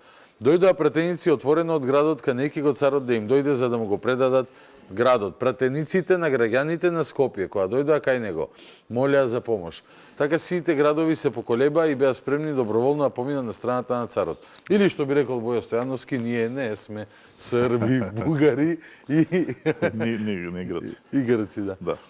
Че да сме ромејски, ние сме римјани, Стојко. Во тој период имало таква лојалност. Па да, долги векови била. Па и самите, добро, тоа е повеќе се елитите, сигурно никој не ги праќа обични луѓе. Поима немаме тие дали биле лојални, освен на своите. За граѓанството, но за елитите да, сеќавањето сепак. Тие биле И сметале дека по право, дека има византискиот император право да владае тук. И кога бирале од сите можни, овие им изгледале малце втора рака од север. Види, после Македонија тие Рим го памтат тука на овој период и ништо друго. И кога се поделил, пак не се промениле нештата тука. Сега, значи видовме дека каде е лојалноста лежи во тој период, но да видиме доколку е таа длабока. Од сега на прв поглед гледа дека сите во Македонија и во Тракија биле многу цврсти лојалисти на Византиското царство. Добро. Не е сосема баш така. Да видиме сега пак Георги Акрополит, да видиме како тој ги опишува луѓето од западните области. Тоа се луѓето од Тракија и Македонија всушност. Георги Акрополит вели: "Такви се жителите на западните области. Лесно потпаѓаат под власта на секој господар. Така тие го избегнуваат уништувањето и успеваат да го сочуваат поголемиот дел од своето богатство." Лојалните само на себе. Тоа е тоа. Тие ако бират нема овде лојалност кон Бугарија, тоа е кон Бугарија нема, кон Србија исто така нема. Кон Србија нема, а и кон Византија. Кон Византија има некаква, ама предпочитана има кон Во Византија. моментот веројатно го сметаат дека ова е силата што доаѓа, дај да се договараме. Ако некој е посилен, ќе му се приклонат. Нема проблем. Ситуацијата била таква, видовме Хрисовулу што го издава на луѓето во Мелник.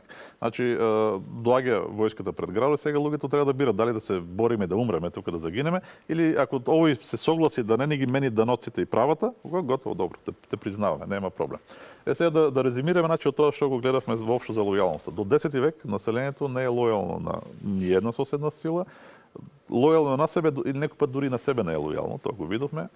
При Комитополите се создава некаква лојалност, локална, и ја наблюдуваме барем од крајот на 10 век до крајот на 11 век. Значи, околу, можеби 100-120-30 години има таква лојалност.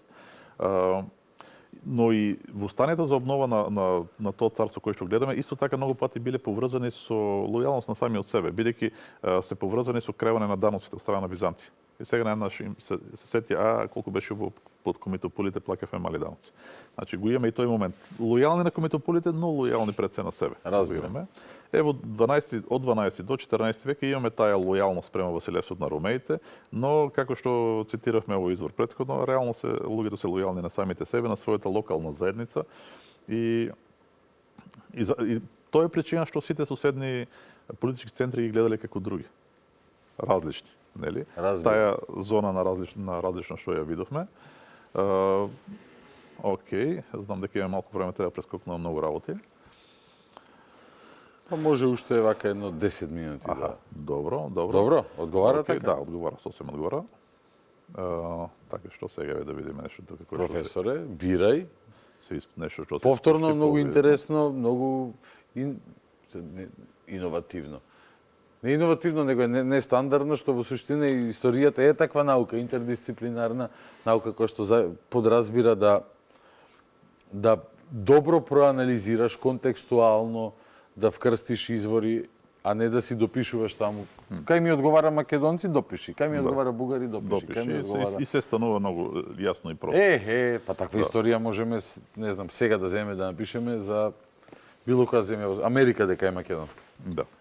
Сега тука преку Брајан од скитите, Брајан Србинот, кој што бил македонец.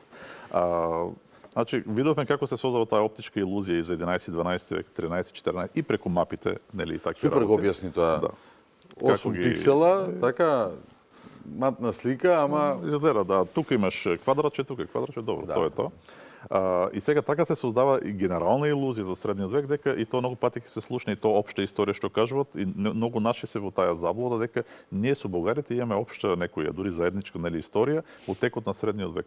Всушност Македонија и Бугарија се слабо поврзани во средниот век. Прилично слабо се поврзани. Основните линии врски што ги има Македонија се кон Константинопол и на север по долината на Морава. Зошто е тоа така? Затоа што тоа се основните патишта кои што поминуваат овде. Имате Вија Игнатија, кој што доаѓа од Константинопол за Драч, поминува низ Македонија, и вториот е Вардарско-Моравската долина, оди нагоре кон Унгарија. Тие се основните патишта и ние може да видиме дека тука се основните врски, да речеме Србија долг период е под Охридска архиепископија. Има многу силни врски во тој правец. Да. Или кон Константинопол, кај што доаѓаат сите големи влијанија во културата, во уметноста, духовноста. Тие се врските, а наспрема Бугарија, каде што е горе во Мизија, како што се вика во народните песни, тоа е за 9 планини и 9 поплави.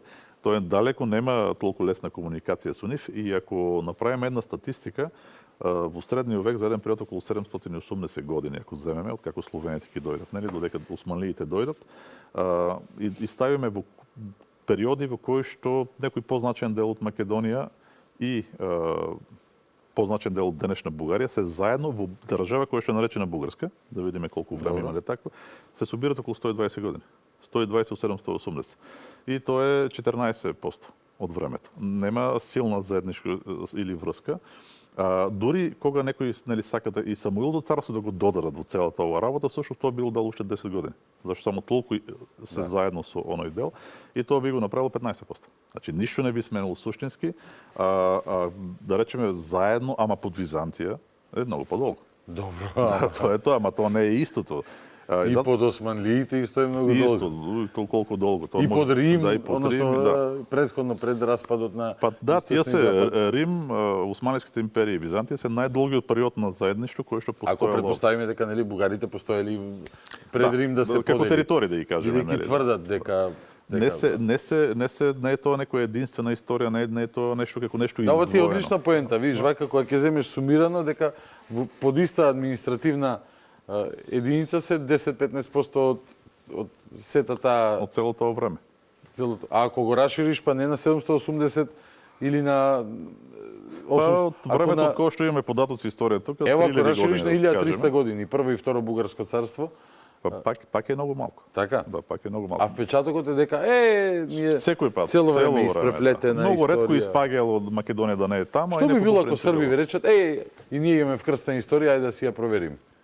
Па сите имат вкрстена историја. Се разбира дека имаат. Сите имат. Ама во нивната теза тоа е нели еуфемизам за бугарска историја. Точно. Како што големото покрстување е еуфемизам за насилна промена на идентитетот или големата екскурзија дека е геноцид. Прогонување на население, чистење, етничко чистење, да, не геноцид. Точно, ама етничко чистење од Бугарија ги избркаа луѓето. И ова е целата историја која што сака да ни наметнат, така ја создават преку такви вештички склопувања. Да речеме, има пак да се вратиме на Божилов, нели, Бог да го прости, го спомнуваме често овде. Тој има една книга, и книгата е многу добра и корисна, тоа е Българите во Византиската империја. И сега тука има направена многу чудна комбинација од различни категории луѓе, кои што ги именува бугари. Првата тоа се луѓе кои што имаат некакви торански имиња, кои што би можеле, ама не мора, да бидат поврзани со торанските бугари. Може, ама не мора, но штом се такви ги става во таа категорија. Луѓе со словенски имиња, за кои што се знае дека не се од Русија, да речеме, или од некаде од Србија, за кои што не може на никој начин се каже дека се бугари или дека сметат за такви, ама има словенски имиња, тука од Балканот се очигледно се бугари според него, нели? После луѓе од Мизија, Тракија и Македонија, таа нели света земја која што е цртат, за кои што нема доказ дека не се бугари, нели? Ама ниту има доказ дека се многу пати. И луѓе кои што се наречени бугари во изворите, без разлика што во изворите во тој период бугари значи многу различни работи. Да. И тоа може да се сосема различни категории. Дека во Бугарија нема бугари според тие извори. Тоа. И сега кој ги комбинира сите овие луѓе создава категорија бугарите во Византиската империја, која што реално погледно тоа е категорија во која што десетина различни етнички категории можеби се влегуваат во тоа. И туранска, и словенска, и интересно признание прави самиот. Вика, навистина кога ќе го комбинираме, нели, тој лик на сите овие луѓе, ќе видиме дека имаме лик поскоро на еден ромеј отколку на бугарин. Па се разбира, сите тие биле токму тоа, тие биле ромеи, не биле никакви бугари. Но како се конструира бугарски народ? Од секакви парчиња земане на секаде. Значи, ова јас го на ова ми личи како приказано за Франкенштейн. Значи, земаш делови од тела, реални делови се тоа, ама од различни тела. И ќе ги склопиш сите заедно, за да создадеш едно ново вештачко, практично еден монструм да создадеш, и после овој монструм ќе го представуваш како главен херој на историјата и наш предок. Мислам, тоа е навистина... Денешниот устав во Бугарија отприлика го рефлектира истото. Во суштина, како и да ја вртиме, иако сите народи настанале, нели, од родови, племиња, заедници, од мали поголеми, и во еден момент, нели, кога имаш поголема група, која што се идентификува со одредени специфики културолошки или било какви, си се нарекува некаков народ, нели? Но генерално политоним е вистинскиот термин за зборот бугарин и денес и тогаш. Па и сега така го третираат, сите се бугари во Бугарија. Тоа, затоа Има зборувам. секакви луѓе. Имениот устав со кој што тие се бранат, пример, не може македонци да влезат во него, не е нашиот устав таков. Добро, вашиот устав е доказ дека терминот бугарин е политоним, бидејќи во никој случај и во никоја логика Ахмет Доган и Гоце Делчев не се исти народ. Нема како да биде. А според бугарите и бугарската верзија историја и устав се е така. Не знаат да превртувате на двата начина. Кога одговара да се зборува едното, Ако не се повикуваат на културолошки... Да. Како одговара во случајот, и тоа е начин на кој што се пристапа во многу национализм. Боже мој, Боже мој. Ама, затоа постои науката за да објаснуваме работи. Тука би... Сакам само едно последно да кажем, дека ако ги земеме, ги комбинираме сите овие информации што ги кажавме до сега, нели, ќе видиме дека за ова лојалност, нели, ќе видиме дека таа совпаѓа имено со она кој што беше, можеби мапата Нашкос може да покажеме, имено со ова се совпаѓа. Тоа совпаѓа со Охридската архиепископија реално погледнато во подоснежниот период и со она кој што зона другу сина. Тие се луѓе кои што пројавуваат нелојалност генерално. Значи, гледаме, Ромеи, население сметано за свое од елитата во Константинопол.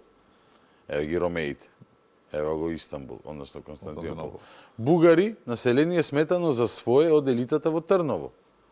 Срби на ист начин. Срби на ист начин и многу имените други, население гледано како не свое, друго од балканските политички центри. И тоа се двете линии кои што ги гледаме се на Охридската архиепископија 1225-та, испрекинатата 1395-та. Ова население, овие другиве центри го сметале дека е различно. Да. И пројавувало нелојалност или мислам биле лојални на себе, така да се каже. Ова затоа твојот пристап е фантастичен, иновативен и види, зборува самото за себе. Не зборуваме за народ да бидеме најасно. Мислам, но ниту и тие другите се народи, ниту бугари, тоа е народ, се разбира. Значи некој да не каже овој докажува некој. Да, не тврдиме дека 3000 години овде постојат луѓе што викаат јас сум македонец, но не постојат што викаат јас сум бугарин, јас сум грк, јас сум ова, јас сум ова. Нели? И некој ако кажал, кој знае што мислел, всушност не се разбира. Но и тоа е тоа, мислам, со тоа може да завршиме. Еве, имаше и други работи, ама ќе треба да ги ќе ги оставиме за следниот пат. Може само тоа ми ќе е интересно на луѓето да знаат дека во народните песни ниту еден бугарски цар не е воспеан во Македонија. Има византиски, има српски, има локални, како Марко Крале, и во очајнички обид да се пикне се правени фалсификати, но всушност нема такви во успеа. Фалсификати се правени? Да, има такви фалсификати, да. Па има една песна за Душановата свадба позната, во која што го ставиле дека е царот Шишман. Памтам јас мен, дедо ми, знаеш ли колку ми зборувал за Шишман? Да, лепте многу, да. А всушност песната е позната, има 100 варијанти, знае се кои се луѓе, војновите синови, нели, на војничите, тој голем род таму во Србија. Ти не знаеш песната "Че да сме на Аспа руха"? Да, па и тоа е така, Па така препеа Анелија, некој не знам кој препеваше таму. Но тоа е вистина, шегата на страна, е вистина дека во главниот белег на идентитетот на народ, неговата култура и записите што остануваат во културното творештво, не постојат ниту еден од овие херои. Дури ни посовремените, ако тврдиме дека во периодот на будењето Гоце бил многу под влијание на книгите на Раковски, на, како се викаше овој, Левски и така натака. Нема такво нешто овде да останало меѓу народ дека да пее за некој од овие залевски, да пее за некој од нивните преродбеници. Пее за македонски револуционери, за тоа пее. Што е уште едно покажување на другоста. Боже мој, тоа е битка што очигледно, 150 години се води поактивно, не дека и претходно ја немало. И ќе продолжиме. Да. Тоа ни е должност. Стојков, ти благодарам и вечерва за мастер-класот кој што го одржа, уживав, како и секогаш, уште еднаш подсетување, најновото издание на македонски јазик, Табу.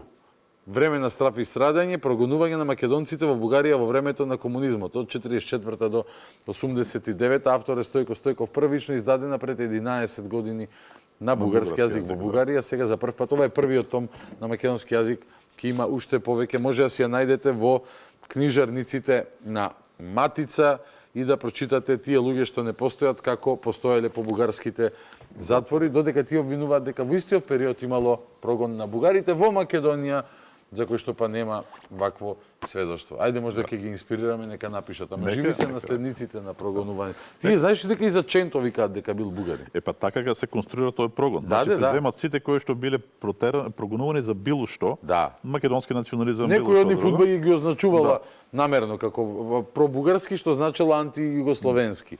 Па имало тука луѓе кои што биле, да речеме, на страната на Сталин. Да, При тој судар. И сега тие се исто ќе бидат обвинети Ама многу тоа е од нив за врски номенклатура со... на УДБА. Да. И на ОЗНА и КОС, не знам кој е тоа.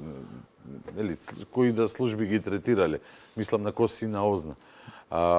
Но ајде не, предизвике, нека извадат таква Нека, книга, па бидејќи ние немаме против, ако некој ќе ја наистина е изанализираме, репресиран како бугарин, убаво е да се знае. Да, да, се осуди разбира, тоа се нешто, разбира, така? се разбира.